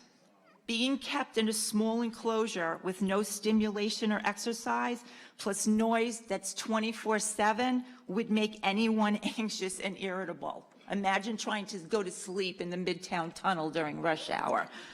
How about we start on a simple scale, like setting a goal that every dog gets the opportunity each day to be walked, or at the very least outside in the pens, running around and playing. Put out a plea to the community for dog walkers. Two simple things are what cause behavioral problems: no exercise and no stimulation or play time. The solutions are easy and not difficult to achieve. The resistance to change is impossible. Thank you. If I may, I just want to point out that I'm not speaking for the majority caucus, but I know that we've discussed this, in meetings, and the effect that it would have on the CSEA has been an issue that concerns us. So, not saying that we're against it, but we have raised that issue, and it's something that we've discussed. Okay, well, I'm just saying that I know from experience dealing with this in New York City that 9 times out of 10, when you bring in an outside organization to run a municipal shelter, they do bring in their own staff. We agree, and we're concerned about that. Yeah, and I'm sure any good people at the shelter don't want a job working, no offense, but in the sanitation department if they like dogs. So, thank you. I just have to take issue with the fact that the roadblock is the lack of will to improve the animal shelter. Since I got elected day one, my concern is about making sure that the animal shelter is functioning correctly. We've made a number of improvements already at the animal shelter. It's been painted. We have installed extra cameras. We are implementing new changes in terms of how we operate our volunteer protocols. The shelter has been We're having an operational overhaul of the shelter. When we got a complaint from someone in the audience about a dog being mishandled, we investigated it. As soon as we found out that there was an issue, we responded to it immediately. There is a will. Everybody on this town board cares about the animals, and we are working together to make sure that the animal shelter becomes a first-class shelter. Well, I find that interesting that you say that, because you never share exactly what the shelter is working on. Plenty of people go past the shelter and it's a beautiful sunny day and there are no dogs outside. I mean, volunteers go there. You can come in here and say that, but I can give you lists of volunteers who have come in and walk the dogs. And pretty soon, every volunteer will be logging what they do. Every volunteer will be logging what they do, so I'll be able to give you a computer printout of when the dogs were walked very soon. Is that for every single dog in the shelter or just a few? The dogs in the shelter get walked. Not every one of them. Yes, they do. They get walked all the time.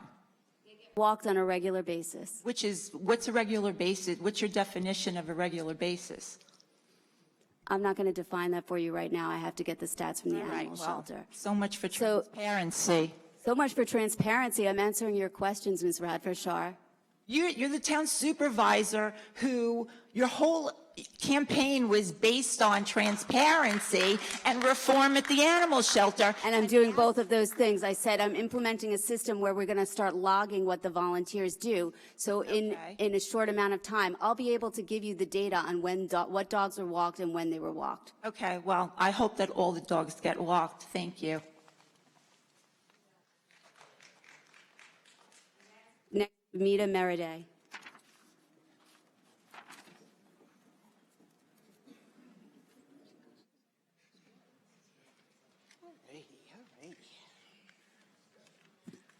All right, Peter Meriday. Okay, I'm glad it was brought up about the nepotism audit, because I would second the recommendation that we really need to scrutinize a little better in terms of some of the hiring practices and things like that down the road.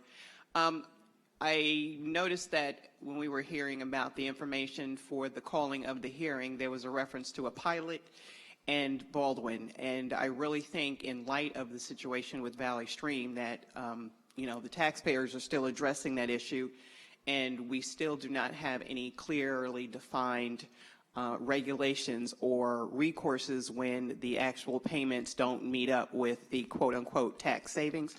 We should look into a moratorium on these pilots, when we talk about payments in lieu of taxes, because after a while, the taxpayers themselves, the ones that are still remaining, that are trying to protect their own property as the increasing number of zombie houses are occurring, the new definition for pilot is going to be protest in lieu of taxes. So it's something that we need to think about. I asked before with regard to the situation with the Stop and Shop in Hempstead, and I'm still curious as to what is going on with that. One, why is it closing? Two, is it just going to be another gated-in facility like the former Wallbounds in East Meadow, which can be rampant for all various and sundry activities that are costly to the resident. So I just want to put that out there. And I was glad that someone asked the question about what was some of the programs relating to the sponsorships for seniors, because I don't see why we cannot have a similar health and wellness fair for our veteran community. I mean, again, you know, even with my increasing 9/11 conditions, even if I have to come in here in a hover-round scooter and mouth the words, I am going to continue to speak out with regard to the lack of the integrity of the programming and the rationale behind some of the conditions that our veterans are living under, and that we keep boasting about being the largest township and that we are America's first suburb, and the way that we treat our veterans are archaic. To have a singular, just a singular process for our veterans, it's disrespectful to them in terms of the fact that they're losing their homes, they cannot find work, they cannot maintain their families here, and all I hear about is, well, we're a township and we have one counselor and he does a great job. I'm not taking that away from him, but there's more to it than that, and we need to step up. You know, I commend those who come here on a regular basis who are fighting for our animals, and I also fight for the rights of our animals and all who are underprivileged and don't have a voice, but they still have to pay the taxes to be here, and we really need to address those issues. And lastly, we need to have training within the township, because again, too many instances where residents come to this table and they talk specifically about things that have happened to them by people whose salaries that we pay. And we do not even get the courtesy of having someone that really can feel what that individual is going through. We have residents that have some issues and they come to the township. I'm not saying everybody presents themselves in a certain way, but when you are frustrated and you're constantly reading about friends and relatives who are not qualified, who are getting jobs or coming from out of the area, and it takes them 6 to 7 months just to get up to speed, and we're sitting here spinning our wheels trying to pay these taxes in this township, and we cannot get anyone who is either knowledgeable or respectable in these town departments, that is a problem. So if we have an office of training, we need to do some real sensitivity training, some cultural training, and let's get some folks in here with some professional development, some integrity, and get some institutional knowledge in this township. Thank you, I'm done.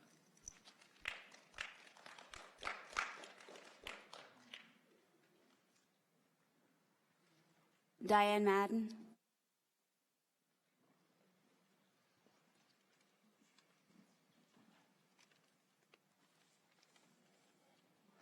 Diane Madden, East Meadow. I find it interesting that you talk about prioritizing the animal shelter when the first thing you did was put in a liaison with zero experience, no background in animal sheltering operations, policies, procedures, zero. Everything you criticized Santino for, you imitated precisely. I'd like to know the RFPs, if there was any responses to them for privatization, for the behaviorist, extreme behavior, all of the categories that were posted. Does anyone have an answer?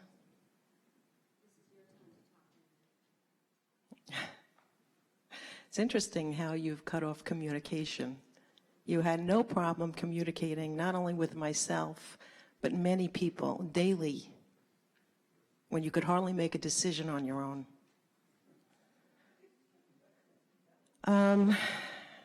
Who's monitoring the cameras? Could someone tell me? This is your transparency? I do want to thank you, Councilman D'Esposito, for reaching out to certain advocates to try to fix some things in spite of this. Thank you. Have you found any mismanagement yet at the animal shelter? You're in your 5th month. Anything come up? Because you're doing everything except what you promised to do, what you acknowledged a year ago out front of the animal shelter, the mismanagement, the cruelty. Nothing. You're having a job fair. What's the point? You have everyone, the same people in place that are going to review applications. Doesn't matter where you do your advertising.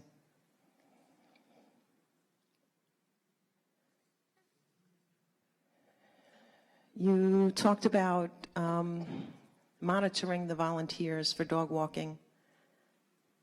This is your 5th month. You put in a computer to monitor the volunteers. There are $3 million in salaries at the animal shelter, but you're monitoring the volunteers to make sure they're walking all of the dogs. Does that make sense to anyone? Who is monitoring the staff to make sure they're doing their jobs?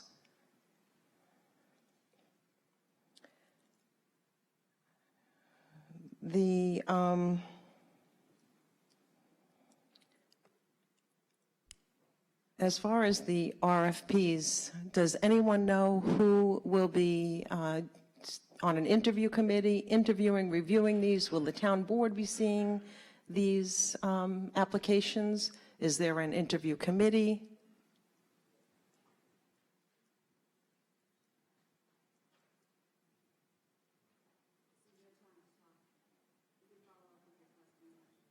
Excuse me?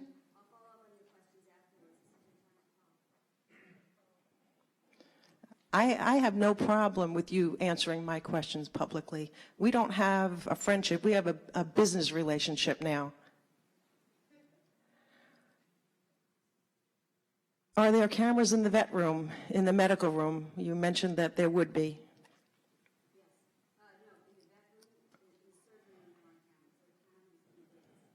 So you had mentioned that they would be in the medical and vet room. I think those cameras are very important. Do you have any idea if those have been installed?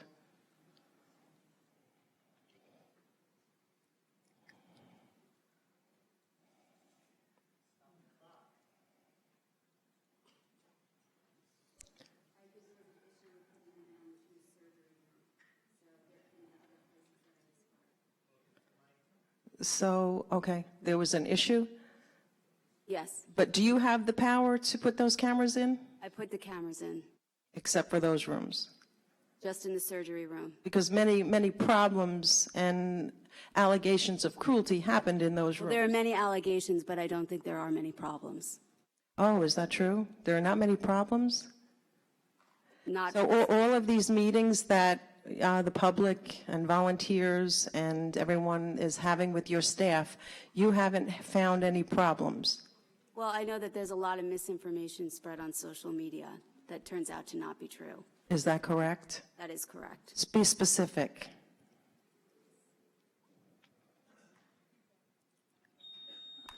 Toy poodle that was allegedly butchered by Dr. Siegel during her spaying. The dog was not spayed at the Town of Hempstead Animal Shelter. That was a gentleman, I believe, that tried to come here to speak tonight. That wasn't my post. That was his claim. So who's telling you? An example, and that's an example. That's an example, but who's telling you that? Your expert liaison? Who? No, people at the staff at the animal shelter are telling me that. The staff at the animal shelter are telling you that. Like Michael Pastori?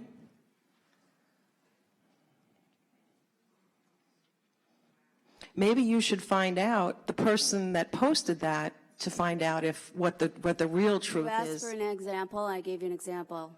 Thank you. That's a very poor example, Laura. It's an example of a post on social media about a fact that's not true. Okay, but you got your information from someone at the animal shelter. Did you get in touch with the person that posted it to find out if in fact it was their dog that was spayed? Because I highly doubt, if it's the same case that I also read somewhere on social media, I highly doubt somebody would falsify veterinary paperwork for a dog and make that kind of accusation. So I'm wondering if you checked with that person, or you just went to the animal shelter where you acknowledged the mismanagement and asked them. The dog was not spayed at the Hempstead Animal Shelter. Okay, well, again, it wasn't my dog, it wasn't my claim, but... So now, Excuse me? your time is up. We have to move on to the next person. Okay, So we I have to certainly now. will. I'll look forward to those answers. Rich Shuren.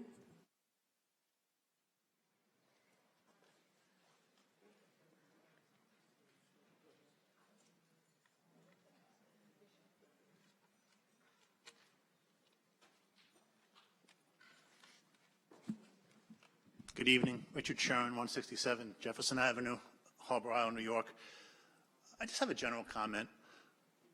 I think the town of Hempstead board government is dysfunctional and it's a product of the fact, primarily, I believe, of the fact that the town of Hempstead is too large to govern as a town.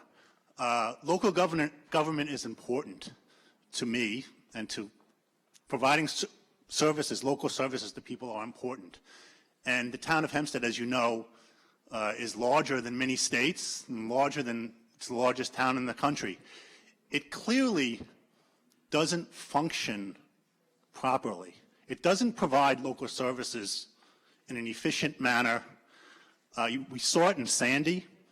We were all, in my community, we were all stranded. We had no representation whatsoever. We see it in the dysfunction of this town board. It had as long as one party was in complete control of the town, it had the appearance of functioning efficiently because a show was put on and everyone was on the same page. But in truth, it's really just a patronage mill. It's always been that way. It serves the party in control historically, and providing jobs to the connected and the family members, but it doesn't provide its basic function of providing services on a local basis to residents. And now that we have the other party playing a role, it's coming to the forefront. We're seeing it. We're seeing the dysfunction, it's disappointing. And it's sad that I live in a community where I don't have a local government that is responsive to me.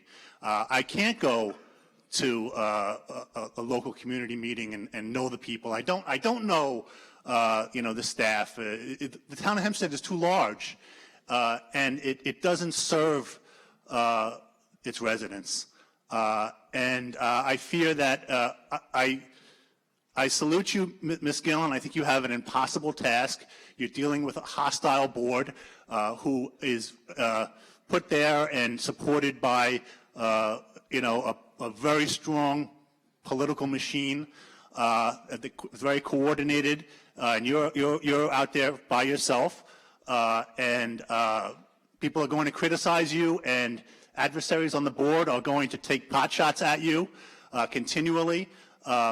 In my opinion, unfairly, it's just I don't know what the solution is, except to everyone here to realize that you're here in service of the community, not your party, and to think about that and try to act that way, and don't view the town of Hempstead as a means to hire friends and family and provide jobs and patronage and et cetera. That's just my general comment, and that's how I feel. Thank you. Thank you. Supervisor, if I can comment on that. Of everything that you said, I think the one thing that should really strike with everyone on this board is the fact that you're claiming that the town of Hempstead does not provide sufficient services. And that is a direct reflection of our CSEA workforce. And I will tell you right now, they work hard. They do the job that they have to do. Your garbage is picked up. Your streets are plowed. It may not be done as quick as you want it to, but they do it and they work hard. Every opportunity you take to try to make a political point, and it's so transparent, Anthony, it's ridiculous. My comment... I feel the same about your comments. My comment is that this board does not serve its constituents. Okay, and I disagree with you. Okay. Because I think everyone on this board, regardless of their political affiliation, works as hard as they can. I don't think that anyone on... I could finish, right? You did your time. You can stop. Okay. Then I'll finish it. Okay, so everyone on this board works very hard in serving their constituents. It may not be how you like it, and I think that regardless, and I've said this before, I could do many different things, and you still wouldn't be satisfied with the services that are provided by the town of Hempstead. That's clear. I don't have a representative representing my community. I don't represent Island Park. No, you don't effectively represent me. Okay, because you don't. that is completely ridiculous. Listen, I want to say, Anthony, the fact that you've accepted. So this is personal. No, it's not personal. It sounds like it. It's not. Okay, listen. Are you going to let me finish? No, I'm going to finish. I completely disagree with you. I work very hard in representing the 4th Councilmanic District, and I definitely work very hard representing Island Park. I was born and raised there. I work very hard making sure that our services are provided to the top notch. And I will say it again, it's not anything political. The workforce in the town of Hempstead does a tremendous job day in and day out providing the services, whether it's our parks, our beaches, our roads, our buildings, town hall, wherever it is, they work hard providing the services. And I think that the 2,000 plus of them would heavily disagree that they're not providing the services that you want. Once again, you don't understand the point that I'm making. No, you don't understand my point. And once again, Anthony, I don't need. It's a fact. It's a fact that you've accepted a position at the Board of Elections. How often do you work at the Board of Elections, Mr. D'Esposito? So that's where we're going. Okay. No, it's just a symptom of the problem. I spoke before and I said I don't blame you because I don't think the position pays enough. Okay. Well, thank you. I believe you deserve to make more money, but the fact of the matter is you don't, and it's not right to just accept $100,000 for nothing. So is it about services in the town of Hempstead, or is it about another job? It's the whole process. Or is it about me? It's the way the town of Hempstead operates, Anthony. You don't understand it. Thank you very much. If you thought about it, you wouldn't accept that $100,000, and you shouldn't. And other people here, you shouldn't just stand for this, because local government is important. Stacy Rose.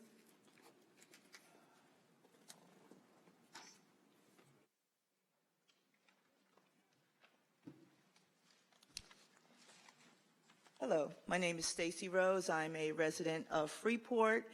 Quick question. I'd just like to know how many summer jobs will be offered at the summer job fair? Jim, do you have those numbers? I don't have them in front of me. The number of jobs at the summer job fair? They're seasonal jobs.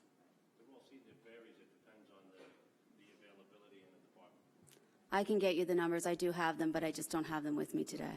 Terrific. Also, I'm an outdoor. If you see this lady right there, Adina, she can follow up with you and get you the number. Okay, terrific. I'm an outdoors person, and I really love our parks, and I'm very happy with Merrick Golf Course and our Merrick Park, and also the modifications made at Lido. And I think that it's important to grow these sports for our community. Thank you. Thank you.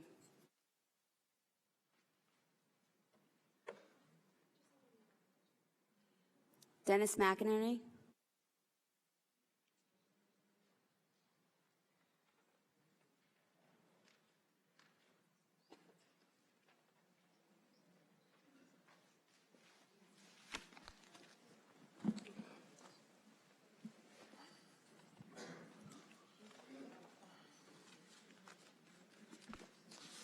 Good evening, Dennis McHenry, Village of Floral Park, longtime listener, first-time speaker.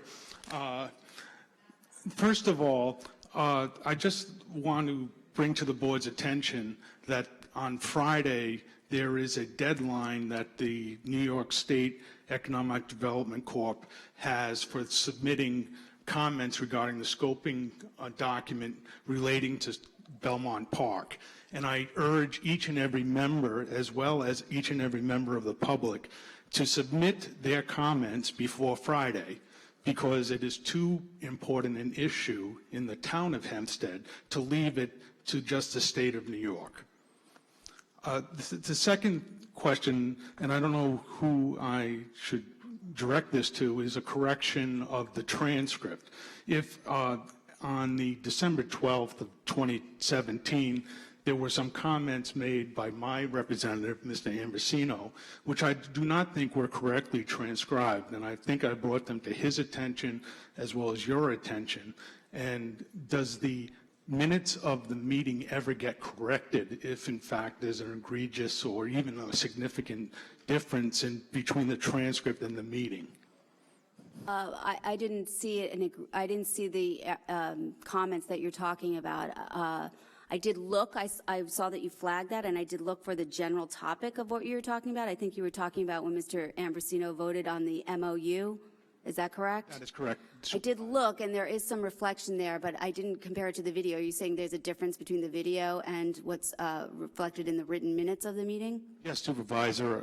There were some misstatements on the transcript as compared to the video itself, in particular relating to a case known as Johnson City, which I think is an important issue. Now, also, Councilwoman King Sweeney, in September, you prepared and submitted a Freedom of Information Act to the board related to a resolution related to ethics. Do you remember that FOIL request? That one specifically off the top of my head, no, but I don't doubt that I submitted requests, and I'd be happy to go through what I submitted to refresh my memory exactly what I submitted. Sure. To refresh your recollection, it's related to the fact you were trying to identify on the ethics resolution who drafted it, when was it drafted, and when it was sent to department heads. Do you recall that FOIL? I do. Okay. In broad terms, I do. Okay. Can you explain to me as a member of the public what documents are generated in anticipation of a resolution? And please stop the clock. So in preparation for a resolution, I guess it depends what it is. I mean, sometimes I'll send an email to fellow council members, to a supervisor, to the town attorney. I mean, and it generates a conversation. I mean, take the plumbers legislation. I met some plumbers. They seem to have a good idea. I think I sent an email to the building commissioner. Hey, what's the story? Got some feedback. You know, those, I don't know if you would refer to those as official documents, but. And the reason I asked that. And then there'd be like a draft legislation we look at, we circulate it, whatever. The reason I asked that is because I followed almost as a template your FOIL request related to item number 17 on the December 12th meeting.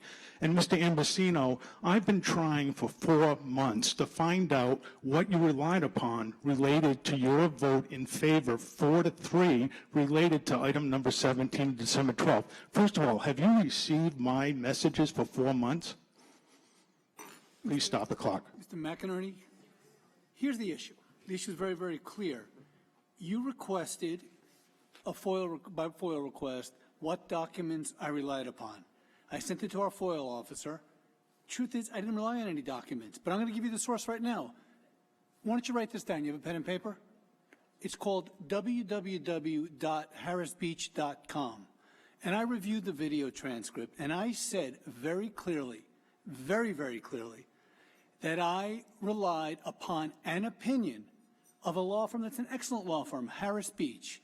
And in that opinion, I'm going to cite the article.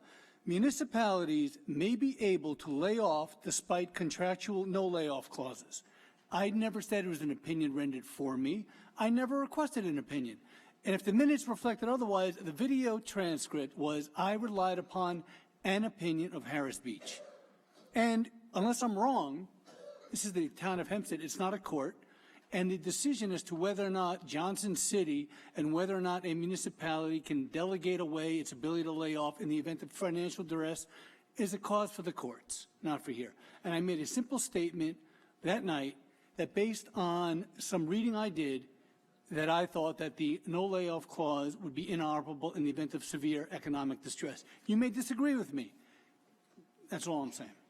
Okay. No, I want to finish one thing. So you made a FOIL request. We sent it to our FOIL officer. There was no FOIL. No documents relied upon me. And I'm going to defer to the town attorney, Mr. Ra. It went through your office, through Rick Amorini, the FOIL officer. Did I rely on any documents? Was there any documents that could have been submitted? There were no documents in our files that met the request identified by the FOIL. And that's the point. Also, thank you very much, Mr. Councilman, for that clarification, which I've been trying for 4 months to find out about. I am a little concerned that you're relying upon a website article from 2007 or 2011. 2012.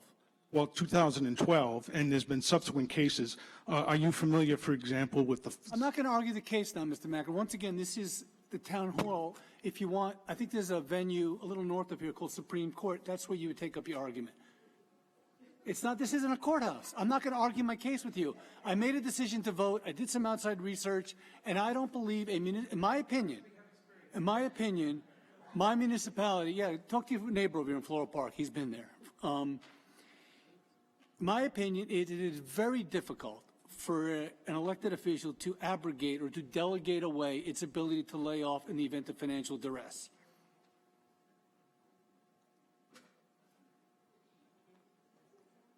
Councilman, as far as... I'm not going to argue the matter with you. No, he does. Absolutely does. Councilman, first of all, thank you for the explanation.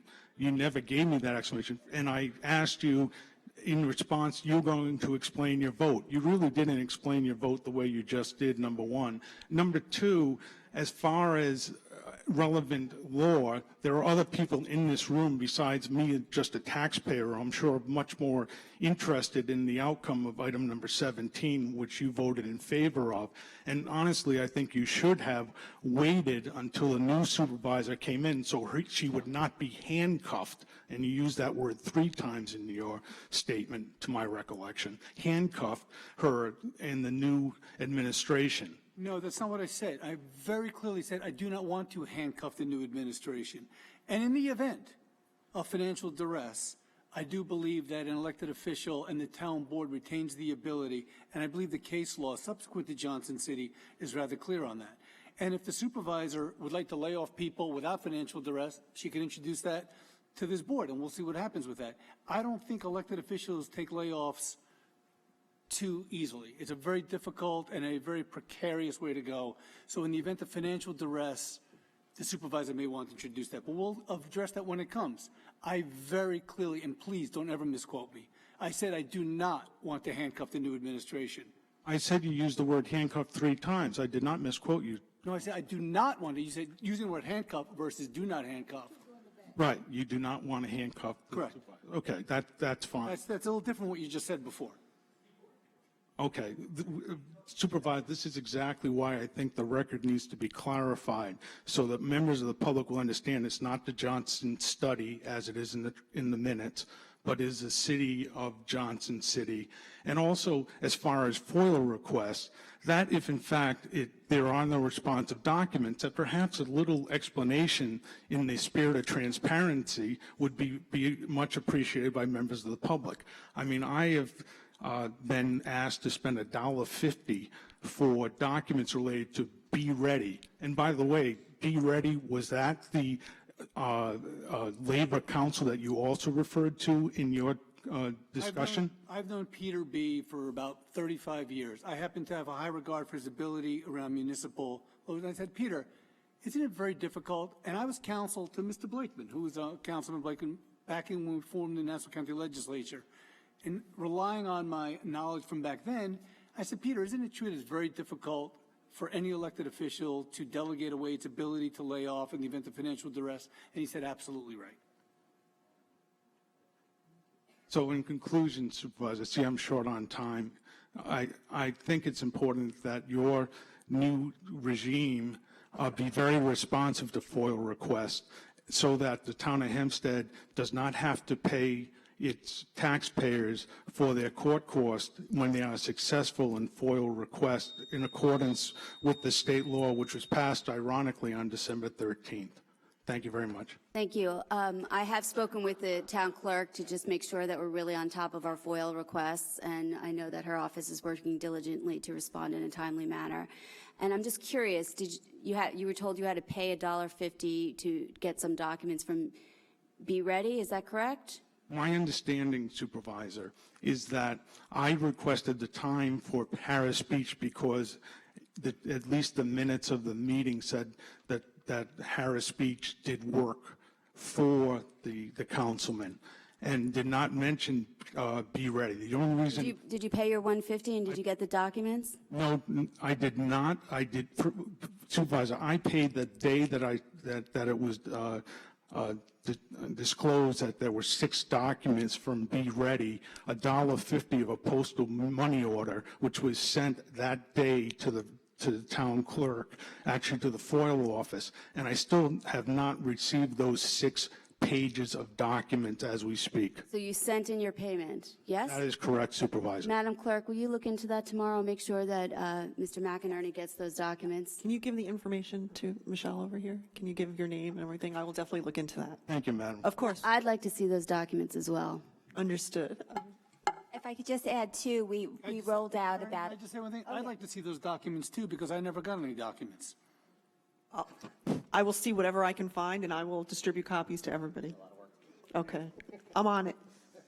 On a positive side, about a month ago, we rolled out the ability to submit a FOIL application electronically. Yes, and Councilwoman, ironically, I used that system in order to get your FOIL request. Now, I understand. So it worked? It did work. Well, I guess that's a term of art. Did it work that I did? No, it did not work. Okay. And the reason it did not work is what you just described, the process of drafting, et cetera. I asked for that drafting information related to the resolution that Mr. Santino apparently drafted, but they said that such documents did not exist. Is that correct, Council? There's no drafting history for resolution number 17 from the December 12, 2017 meeting? I don't specifically remember, but I will tell you that, generally speaking, we get a direction to draft a resolution, and we're told what it's supposed to be about, and we draft it. So no, there's usually no backup documents associated with drafting a resolution. Well, I find that interesting, sir, because, matter of fact, I did along the way ask the State Committee of Open Government about your interpretation of what a record is, and the State Committee of Open Government said that the Town of Hempstead attorney takes an overly narrow view of what a record is. Are you saying that the drafting history of resolutions before this board are not records in accordance with FOIL? No, I'm not saying that at all. I'm telling you, I don't recall what backup there is on that resolution, and generally speaking, there is no backup. Resolutions get drafted because of direction from town board members, department heads. They need a resolution for A, B, or C, and we draw it. Sometimes there's a document, sometimes there's not. And I'd be interested to know, do you have something in writing from the Committee on Open Government? Yes, it was also sent to the that says that the Town of Hempstead Attorney's Office takes a narrow view. Do you have that? Madam Supervisor, can you give me a moment and I will quote it on the record right here? That is... I'm just curious. I'd see, because we speak with Mr. Friedman 3 times a week. Mr. McInerney, you can hand it up to the clerk, and if you want to continue this discussion afterwards, I'm sure Mr. Rob would make himself available. Thank you. Pearl Jacobs.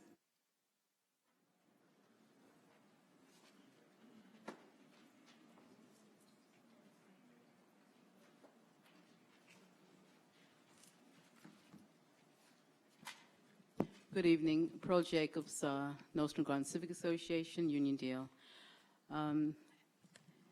The Nostrum Garden Civic Association's goal is to bring about positive quality of life transformation to Uniondale. For the past few months, there has been noticeable improvements regarding sanitation issues. Streets are being cleaned, parking lots are being swept, and code enforcement is more proactive.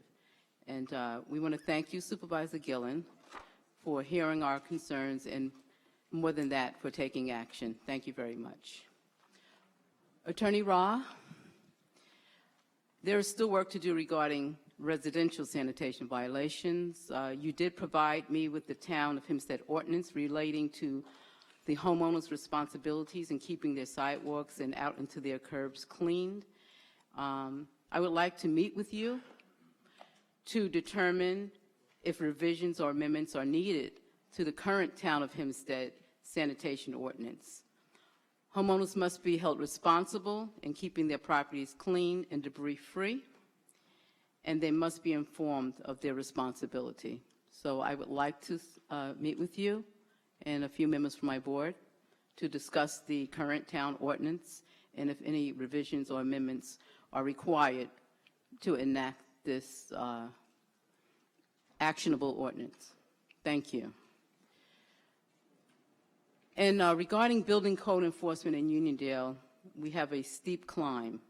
I am currently in communication, Supervisor Gillen, with members of your staff, Matt and Rochelle. Both have agreed to meet with the board of my civic association to discuss the plan of action to address building violations in Uniondale.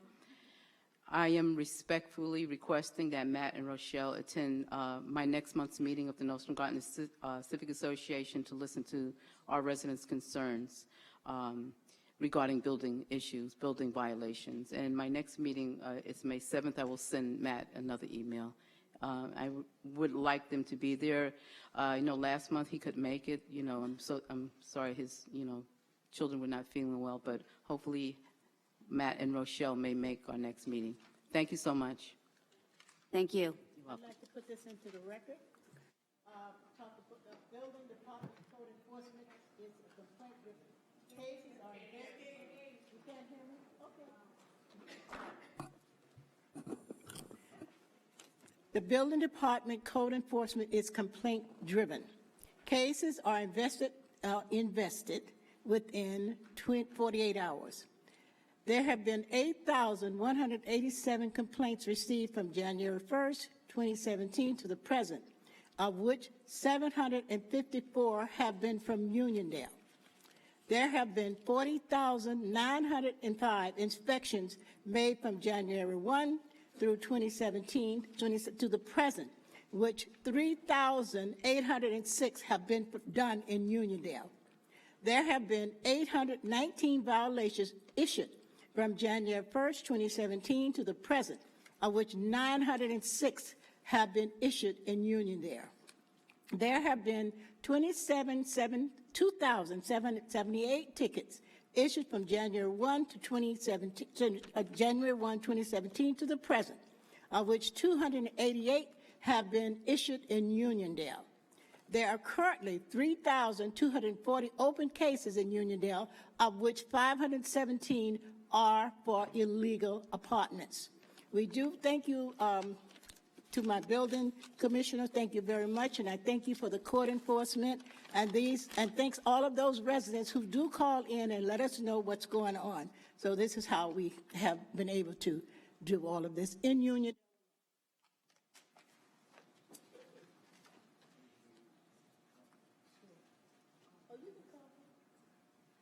Ms. Cray? Ms. Cray, I will be stepping out for a moment. I am not leaving the meeting. I will be back promptly. Senior Councilwoman Gooseby will be handling this portion of the meeting while I have to step away for a moment.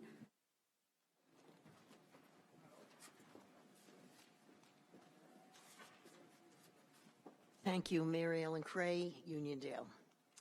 Mrs. Funderburk and Mrs. Jacobs have both brought up an issue which is a major concern in Uniondale. People in Uniondale are very, very concerned about multifamily housing in single-family zones.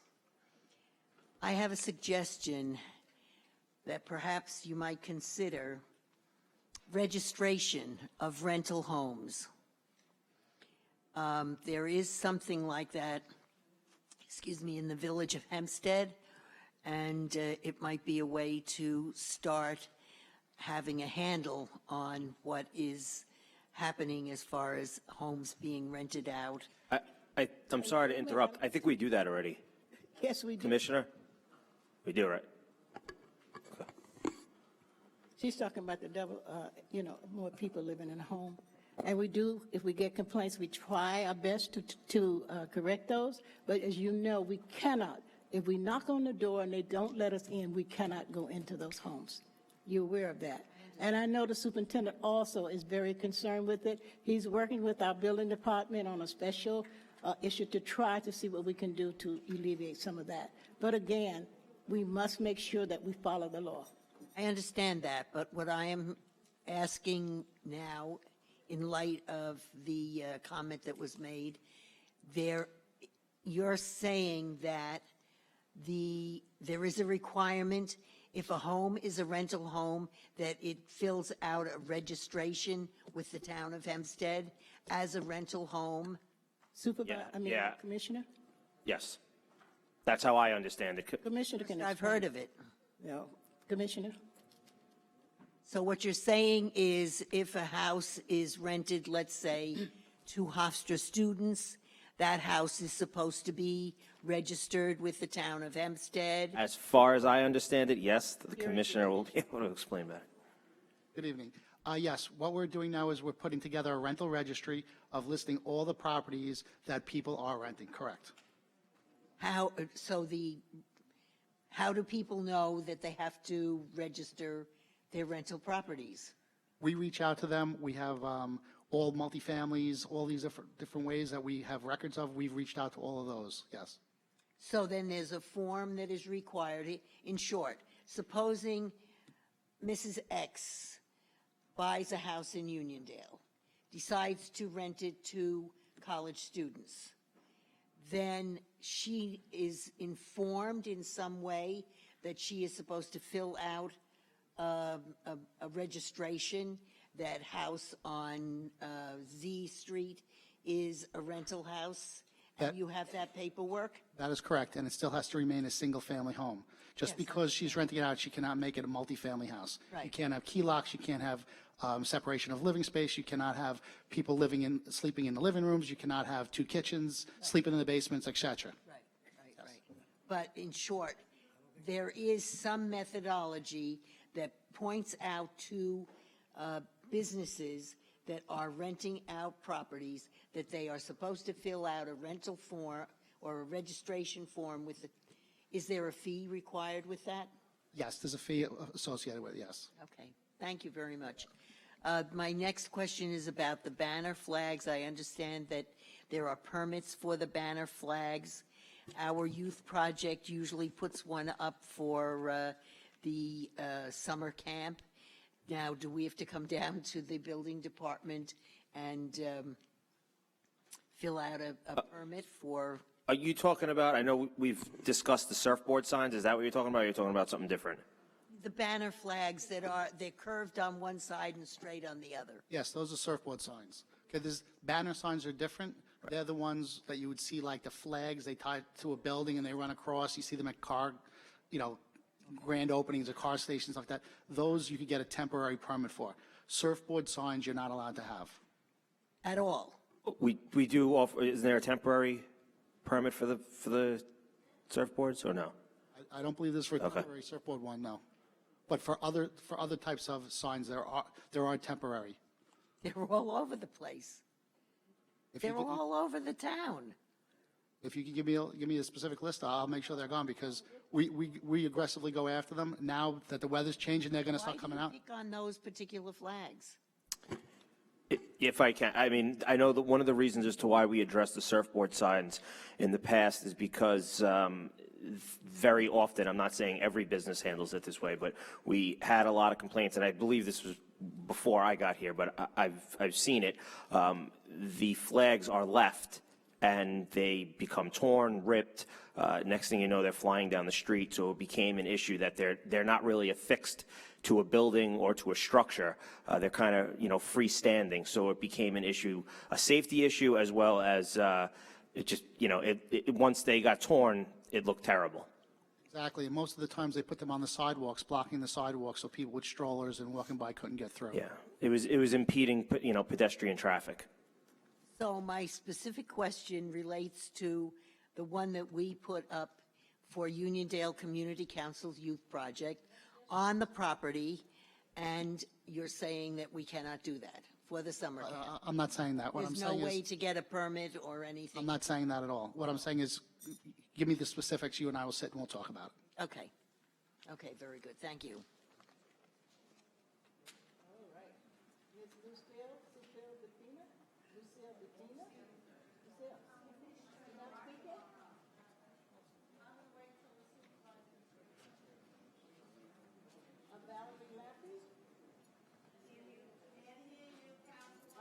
Sorry, Valerie Lampy. You have only one slip. We're going to take one slip from you. Who sent me a written statement, and he's the gentleman that basically the supervisor said that his story was false regarding an animal with a botched surgery from the animal shelter. So You have something in writing from him? I do. Okay, go ahead. So, so can I use that first, and then I'll use my time? Okay, you're only getting 5 minutes, period. You know that. It's going to be 5 minutes. Sorry. I'll read quickly. Okay. Yes. Thank you so much. So, on behalf of Mr. Edward Toller, hi, I am Ed Toller. We adopted a toy poodle, Babette, about a year ago from the town of Hempstead Animal Shelter. She was recovering from surgery at the time for the removal of bladder stones. After we had her home for a short time, she started to fill up with urine. The shelter refused to see her and told us to contact one of the doctors on a list they gave us. We took her to an emergency facility in Westbury where they performed emergency surgery. They told us when the shelter spayed her, they wrapped her fallopian tube around her bladder instead of doing it the correct way. Also, that the stones that were removed were too small to do any damage. The emergency surgery worked. She is doing nicely. Her name now is Dondi. She does have a severe case of separation anxiety. I'll skip that. He has had health conditions, heart surgery, and the additional surgery for the dog cost $10,000, plus a lot of mental suffering. I feel it is the shelter's fault, and so does the surgeon who did the corrective surgery. Whoever did the original surgery for the town of Hempstead should not be permitted to practice there anymore, as I would not like to see another family go through this or another animal shelter. I wish the supervisor was here because I'd really like to know if she still believes she's willing to state that this man is lying. So let's jump to now, I guess I'm on my statement, right? Here we go. When he was misidentified as a stray, picked up by the town of Hempstead, and in less than Can't hear it, honey. 4 hours was killed by the animal shelter without giving notice to the owner and without waiting the required 5 days to give Ms. De La Rosa an opportunity to find and to reclaim her pet. This outrageous and heartless act is just another example of the abuse and the mismanagement that occurs at this animal shelter, where political connections and patronage matters more than hiring professionals who are trained to adequately care for our animals. This hurts all of us. I'll stop it there. So what I wanted to say, and this is going on record, I hope, on April 13th, a year ago, 363 days ago, this is before I ever knew about the landfill cats. This is before I personally ever knew about any animal shelter issues. I saw this video, I saw this story on News 12, and this is what inspired me and really also catapulted me to get more involved with the local issues regarding the animals. So I'm Speaking of Councilman Diaz-Benito, you used the word appalled regarding a staff member. I am personally appalled that, number one, we get basically chastised, and now we get ignored, we meaning the animal supporting people, and it's based on saying things like, these are all allegations and that they're not proved. Yet these allegations were cast a year ago prior to me ever even hearing of anything. So I want to ask Supervisor Gillen, she probably should stay out of the room right now, where's her proof? Where's her proof when she was saying that there's abuse and gross mismanagement and patronage jobs at the shelter? She campaigned on this. Laura, you campaigned on this. And I want to know how it is that when I send text messages now or call or email, I get completely ignored. It's disgusting, okay? I was the one who was with her at 5 o'clock in the morning or 6 o'clock in the morning at the train stations, and so was Diane Madden. And I also want to read this text into record. This was the day after the last meeting where Diane Madden, a huge animal advocate, was verbally assaulted in the hallway by this shelter liaison who has no shelter experience. Laura, everyone is going ballistic over the video of Rebecca verbally attacking Diane from yesterday. She accused her of being a dog murderer. Okay?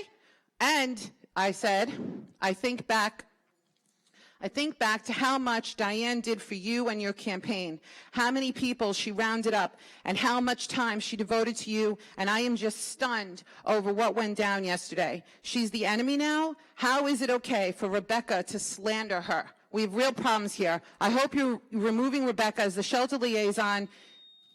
I'm just going to finish. In one moment of time, she alienated all of the advocates, and no one trusts her. We feel she is not unbiased and that she has somehow labeled Diane as the bad guy. Everything about her was groundless and the opposite of the truth. I read the lawsuit. Has she? You told us you can't act on allegations, and yet here's your shelter liaison casting the biggest and most hurtful allegation of them all. But your time is up now. Okay, I'm almost done. To call Diane a dog killer and say she wants to euthanize animals is the lowest of all blows. It breaks my heart to see your biggest defender and believer become the target. She did not deserve that, and I want to know what you're going to do about it. Really up now. She deserves an apology. Okay, thank you. Ms. Natalie Councilman Garrett? Diaz-Benito, I just want to thank you, actually, because in a surprising twist, we had a meeting, and I want to compliment not only him, but also his staff, specifically Rich Regina, for actually communicating with me and getting back to me, and that's really something that we ask for and respect. Okay. Ms. Natalie Gary. Or Mrs. Natalie Gary.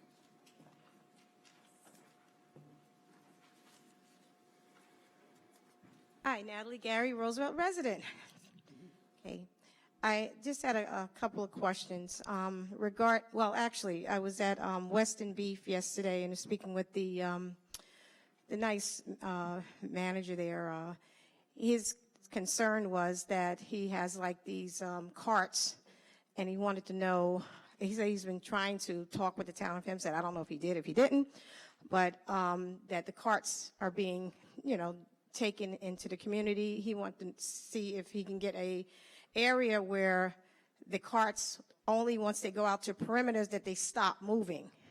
So just wanted to bring this to your attention, Councilwoman, because of the fact that he said that he claimed that Western Beef has made an application or a conversation about it. And I just wanted to kind of let you know that they are having that problem with their carts being taken and all this other kind of stuff. So just wanted to just make you aware of it. Okay, that's something that they need to purchase themselves, like they have in the other stores. You'll see them, they have a special lock on them so that they go certain places, you can't move them. Right. That's something, we cannot pay for that. That's something they can do themselves. Well, he said that he made the application to be able to install it, and he didn't get approval of it or something. I don't know if that's true or not. Well, but maybe he can speak to our building department Right. before he does it, so he can see if it's, going to be proper. Right. And the other thing is that the Weston Beef parking lot is constantly filthy. So I don't know if that's someone else's responsibility to take care of that parking lot. We'll have it cleaned up. I mean, constantly. I mean, there's not even garbage cans there for the patrons to put their garbage in. So I just wanted to make you aware of that. The other question is what are they doing with the vitalization downtown Roosevelt? I see they're doing everywhere else, but in terms of new street lighting, new facade for the business owners, I'm just concerned that, we don't want to be the pink elephant again, if you know what I mean, Councilwoman, with the building that was there for many years, but the commercial businesses that are there, something needs to be done in terms of improvement, and I don't know if that's the county's responsibility. No, it's ours, but we have done a lot of renovation in the Roosevelt. If the merchant does not wish to pay the 50%, then we can. Okay, so they have to pay 50% of the cost. That's the federal law. Okay, so the merchant has to pay 50% in order towards the facade program? Okay, I didn't know that. Yeah. Okay, so that's something that we can talk to with the merchants. Yeah. The other thing is, speaking earlier about the homes, that they were talking about the security and making sure that they are safe. And I'm not really aware that you're aware that there's close to almost 200, abandoned homes in Roosevelt. And I just want to make sure that, and I literally have the list, and I'll be glad to give it to you. Bring it to us. Yes. And I just want to make sure that the safety of those homes, if the firefighters come near, if somebody has a violation or whatever it is, that those are protected, just like the 2 homes that were protected today. If we could incorporate those, and I'll be glad to give you all the list of those homes. We certainly will look at them. That's really what I had to say, and I really appreciate everything today. Thank you. Thank you. All right, the next person is Miss Wilhelmina Thunderberg.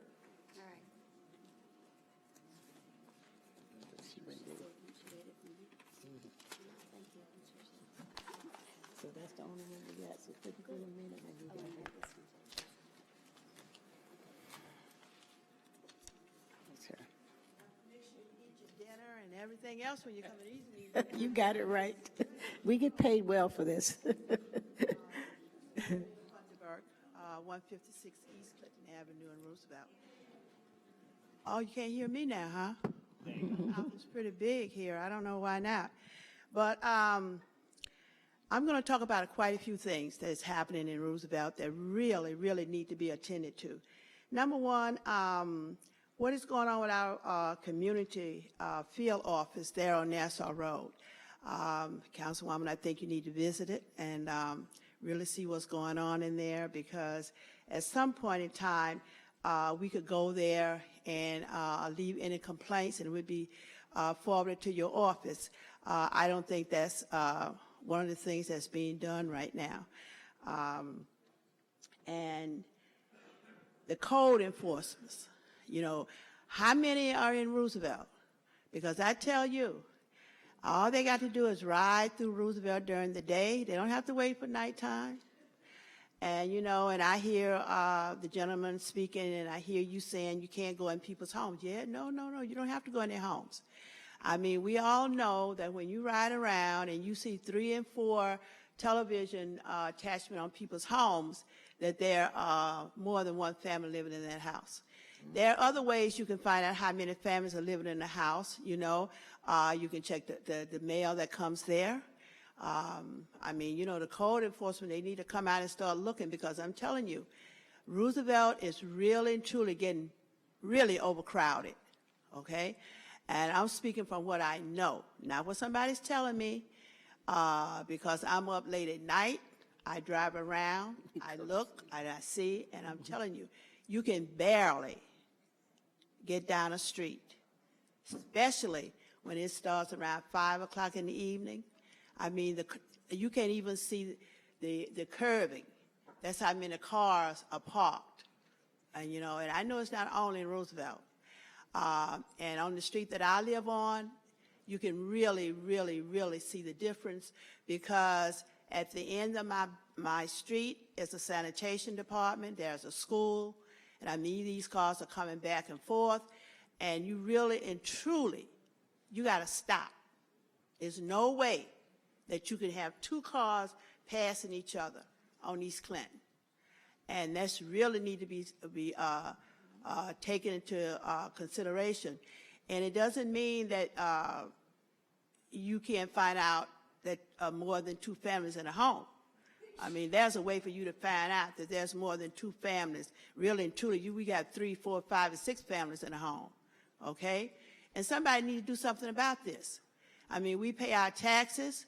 And one other thing that's happening in Roosevelt, and I haven't told you about this yet, but even the postman, I mean, when he come and deliver your mail, he come up your driveway, he go back across your lawn, you know, and when you say, look, please don't walk on my grass, you know, go back down the way you came. Oh, we have orders that we take the shortest route to the next house. I have been in such a big argument with the guy. He went back to his office and to the post office, and he said he was threatened. Because I told him, if you ever walk across my grass again, it's going to be a problem. Because, see, I pay the landscaper to come out and keep my yard up. And if someone is walking across your yard every single day, 6 days a week, because the mailman comes 6 days a week, he's going to put a permanent path on your yard, okay? And somebody needs to be something to be done. They tell you, write a letter, bring it to the post office, and we'll make sure we don't go across your yard. I want to know, and I'm going to do it. I've been out of town a lot because I had a lot of sickness and a lot of things going on in my community and with my family, and I haven't been around too much. But I'm going to make it a purpose to go to Garden City, East Meadow, Merritt, and all these post offices right around me, and see if that's really and truly is coming from the postmasters, that these postal workers take the closest route to get to the next house, because I don't think it's true. And something needs to be done. I mean, yes, I live in a minority neighborhood, and I'm happy to be there. I enjoy being in my neighborhood. I enjoy getting up, looking next door, and seeing people that look like me. But I'm going to tell you something. The people that don't look like me, who are supposed to be in control and supposed to be governing things, are not doing their job. And I know they're not, because I travel all around, and I have friends in other neighborhoods. So I'm telling you, something has to be done. And we need to start with the Roosevelt Community Field Office, because they're not doing their job from there either, you know. Mm-hmm. And I want to make another couple points, and I'm not going to get up right now because I've seen other people come and stay here. One guy who was up here for 10 minutes, so I'm going to talk a little bit. Okay, another 2. Okay, give me 2 minutes. It's all right. I'll take the 2 if that's what you're going to give me. But I hope I'm finished when the 2 minutes I hope are up. so, too. Now, why don't you send that list in or come sit in the office and talk to us about it? and one thing I want to ask you, how is the program for the African American program, who is selected to coordinate that program for our people? Because I'm telling you, the last one, I don't know who did it, and I don't know who did the one before that. I know it wasn't Councilwoman Goose, because when she was in charge of that program, it looked like us, okay? Now, as I sit and I look at this board, I don't see a person up there that's more qualified to put together a program for the African American community than Councilwoman Gooseby. And I want to know, why isn't she in charge of that program? What program are you talking about? The one that we had for the African American Week. It was done in conjunction with Dorothy Gooseby's office. Pardon me? No. No, it wasn't, because I Only called. one of my staff, it was not done in conjunction. Only one of my staff worked with that program. I was not in charge of it. I don't want to say anything more, because if I do, you'll hear. I don't want to say anymore. I'm just saying, the next year come up. Dorothy Gooseby can be completely in charge. We reached out to her office. She can run the program. That's totally fine. We completely reached out to her office and told her that she could pick out whoever she wanted. I think you picked out the head nominee. You picked out the nominees. You picked out the award winners. So she could do whatever she wants, and that's what we said this year, and that's what we'll say next year. She can be in charge of that program. I'm not going to say anything. I know first of all, we should have different. It should have been different. But anyway, I'm not taking over everything. It can't be different than what it was this past year. Call me up and I'll make sure it's right, okay? Thank you. I appreciate it. You can be involved. You reach out. Thank you. Look around and get the people to come in and talk to and come to the communities and listen to what people say. But otherwise, you're doing a great job. Thank you. Joyce Holly.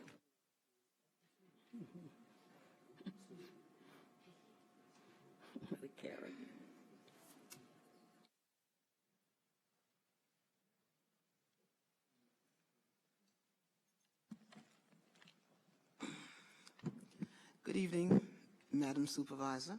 Good evening. Councilwoman Guzby and other board members. Thank you. My name is Joyce Holly. I'm a lifetime resident here in the village of Hempstead. I'm a 21-year member of Hempstead Village Volunteer Fire Department. And I've been employed by the Village of Hempstead Police Department, specifically traffic, since 2004. So I live, breathe, and enjoy Hempstead. I'm here to represent one Jenna Bernard and Brittany Bernard, lifetime residents as well. Jenna communicated with the posting you had today in reference of the seasonal employees. She contacted that website, I believe, and at some point she did receive one of those automated responses. The concern is generated because Brittany Bernard and Jenna Bernard are part of the forgotten employees of the village, forgotten employees of the town of Hempstead. Jenna has been employed by the town of Hempstead for 14 years and Brittany almost 10 years. However, with the part-time status, it's impossible. Seasonal, part-time, whatever nomenclature you choose to use, is inadequate. My question is, what do you have in place? What will you put in place to assist those people such as they are? Well, you're the forgotten people because a job fair on Saturday does not help them. They've dropped from 40, well, their hours in truth have vacillated over the years. However, the last X amount of years, there's a steady decline. Financially, people cannot make it with 19 hours. You have a family, that's not going to help you. It's not going to help you. Job fair, there was some issue in terms of how many jobs do you have available on Saturdays to that point, something to that effect. I don't remember asked that question. verbatim. The number was given to the young lady who proposed that question. The point is, what do you have in place? What will you put in place to address the forgotten, overlooked, whatever name you want to use, to help individuals such as these? They need an answer. They need assistance. Now, she did write a letter to you, and again, an automated response came back promising that it would be addressed. I'm here to represent them both, to ask you directly, what plans do you have in place to help, assist, propel the forgotten individuals of this town of Hempstead? They've been around a long time, 14 and 10, it's a long time. They're hanging in there, they're trying to hang in there, it's not working. How can you help?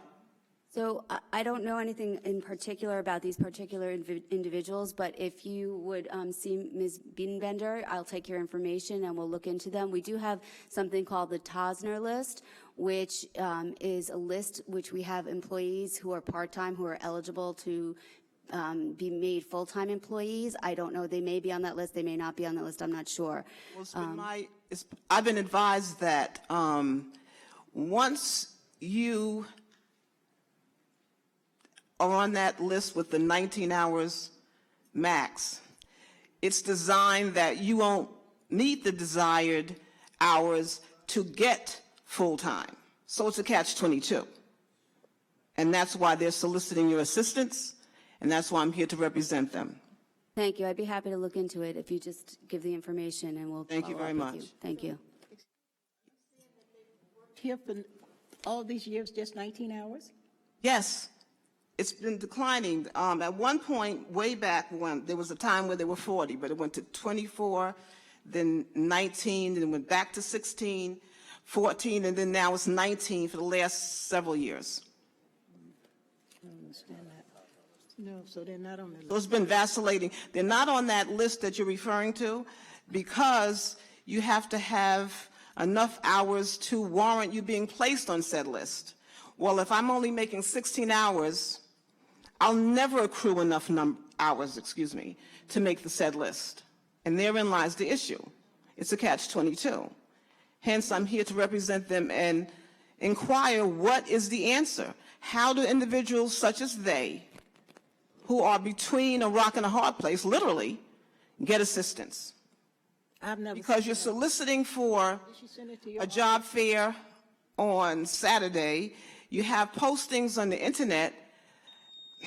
What happens to those people who are in place and have been 14 and 10 years? Where do they fall? Yes, between the cracks. And the answer is needed. Assistance is needed. Not just these two individuals. They are not the only ones. I'm here to represent these two, but there are others as well. Thank you. Thank you.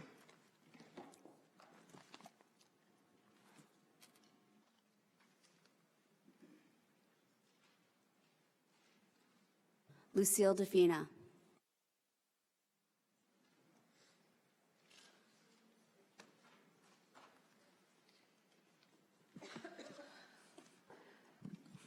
By the way, there were some people at the animal shelter also who've been working part-time that have been waiting for full-time, so it's across the board. Before I get into the things I want to talk about, I just want to ask, how can one person get help for a very elderly woman who has 4 cats in need of TNR? Something very simple, but it seems impossible. Lives in Oceanside, elderly woman. She is crying out for help. Call the animal shelter. And in spite of what you think, that everything is so hunky-dory, it's impossible to get help. You said she lives in Oceanside? She lives in Oceanside. I don't think she's contacted my office yet, but if you want to give the No, information. she's in her 80s. She calls the shelter. They told her she has to send someone in. Do you have her contact info? I have her social worker's name. How could we get this If you done? could give it to Matt, he will give a call from my office, being that she lives in Oceanside. What's her name? What's the lady's name? The woman's name who's the social worker is Loretta. That's who called the animal shelter? No, the elderly woman called, and she sent someone to pick up the trap, gave $85 deposit for one trap, and there's 4 cats. So she's an elderly woman. She can't do this. She puts out this one trap. 4 cats are not going to go in there. There has to be 4 traps at one time. She has to stop feeding. She needs help. She's in her 80s. See, that's what happens. Many times the things are happening in our districts, we don't know about it. If you don't let us know, we can help you. Yeah, but we shouldn't have to come here and ask you that your animal Just shelter call, should all be you got to doing do this. is call my office. Call his, if it's in my district, it's his, call his office. Call me. We have staff that will take care of it for us. This shouldn't be happening. You should be able to call your animal shelter. I shouldn't have to come here to a microphone and discuss it at a town board. You don't have to. Just call us. But me? So the person has to finally reach me, and then I have to call a town board. Isn't that silly? No. You have an animal shelter. You have a TNR program. Why do some people get carte blanche, revolving door, nonstop, free spay neuter? You have 2 or 3 trappers who come in whenever they want and trap all their cats that they trap for free, and then you have residents calling you, begging for help, that get nothing. We've been telling you this for a long, long time, way before Laura got here, and it's still the same, and it's continuing. It's like if you're one of the favorites, if you have an in, if you know Dr. Siegel, then you're going to get TNR. But if you don't have an in, and if you don't make sure you treat these guys really nice and maybe bring them cupcakes or something, you're not getting TNR. Now, this has got to stop. And I shouldn't need to come here and ask the town board. I shouldn't need to have to call you. I shouldn't even be involved. Okay. So what are we going to do to get this woman help? I'm going to give Matt her number. Matt, just raise your hand, please. I know Matt. Okay, great. Oh, it's a different, okay, we went to the wrong Matt. Okay. Okay, thank you. All right. The other thing is, Laura, I have to say to you, because I heard you say that you gave a directive to settle all these lawsuits. I mean, just looking at some of these bills and claim forms, and do you, at one point you did want to settle all the lawsuits involved at the animal shelter. But now, seeing how you treated Diane when she was up there, maybe this is not the case. Maybe now you don't want to settle these lawsuits because these lawsuits are going full force.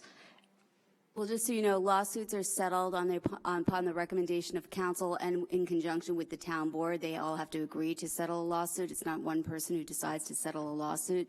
With respect to the free air case, we are in settlement discussions, and I've spoken to several members of the town board about a potential resolution of that, as well as with our town attorney. I've been talking to Mr. Ra about settlement of other litigation, but I can't get into the details of those. But the feeling that I got after seeing how you treated Diane, I would guess, my guess would be that you'd rather not settle the lawsuit because it seems like the animal shelter wants to keep her far, far away. Like I said, it's not up to me. It's up to the town board about whether or not we resolve lawsuits. It's voted on by the town board. You have a very strong say, I would think.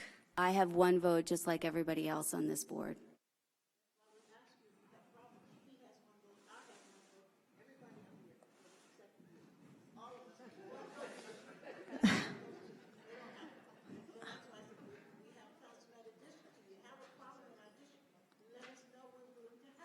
Well, you know we have a problem in this district regarding the animal shelter. There's like a, you'll help. You know, at this point, I'm a little puzzled as to who the problem is, what the problem is. I mean, especially when Diane worked really hard to get Laura Gillen where she is, and then your new shelter liaison is accusing her and is treating her the way she was treated in 2009, and you suddenly seem to share the same feelings. So I'm, you know, who's against settling the lawsuit at this point? I'm not so sure. But these lawsuits are going really strong, and it does not appear to be that anyone wants to settle the lawsuits. And the other thing I just want to say about the animals, because that's most important, I understand you feel very good about putting in cameras, but I have to tell you, and again, you said that's what we're here for, there are still cats suffering horribly. They come into the shelter, and you can check on all this if you really, but I'm asking you to check on it or get somebody to check on it. Please, not the people who've been checking on it before, because I've said it to them and either they don't get it, they don't see it, or they don't want to see it. Cats are coming into the shelter and they are not being given the proper medical the way they should immediately. Cats get stressed, especially in cages. Cats get sick immediately. That's why it's very important not to keep them caged for too long. Keep them comfortable, comfort them. They've been deprived medical, and after a few days of not being seen, not being examined, if it's not noticed and diagnosed that there is a problem, they can die within days. If you look at your records, you look at your medical records from the animal shelter, this is a pattern that has been going on for a long time. Cats come in, they are not being treated. You said you want the volunteers to start logging everything in. Well, you have to get your whole staff to start logging everything in when cats come in. There has to be immediate intake of procedures and testing and looking at the cat every day, and do not wait to the 4th or 5th day, because this is the pattern. Within a week or 10 days later, the cat is sent to one of your 2 emergency vets, either the Central Vet or that other one in Farmingdale, and then Dr. Siegel approves them to be put to sleep.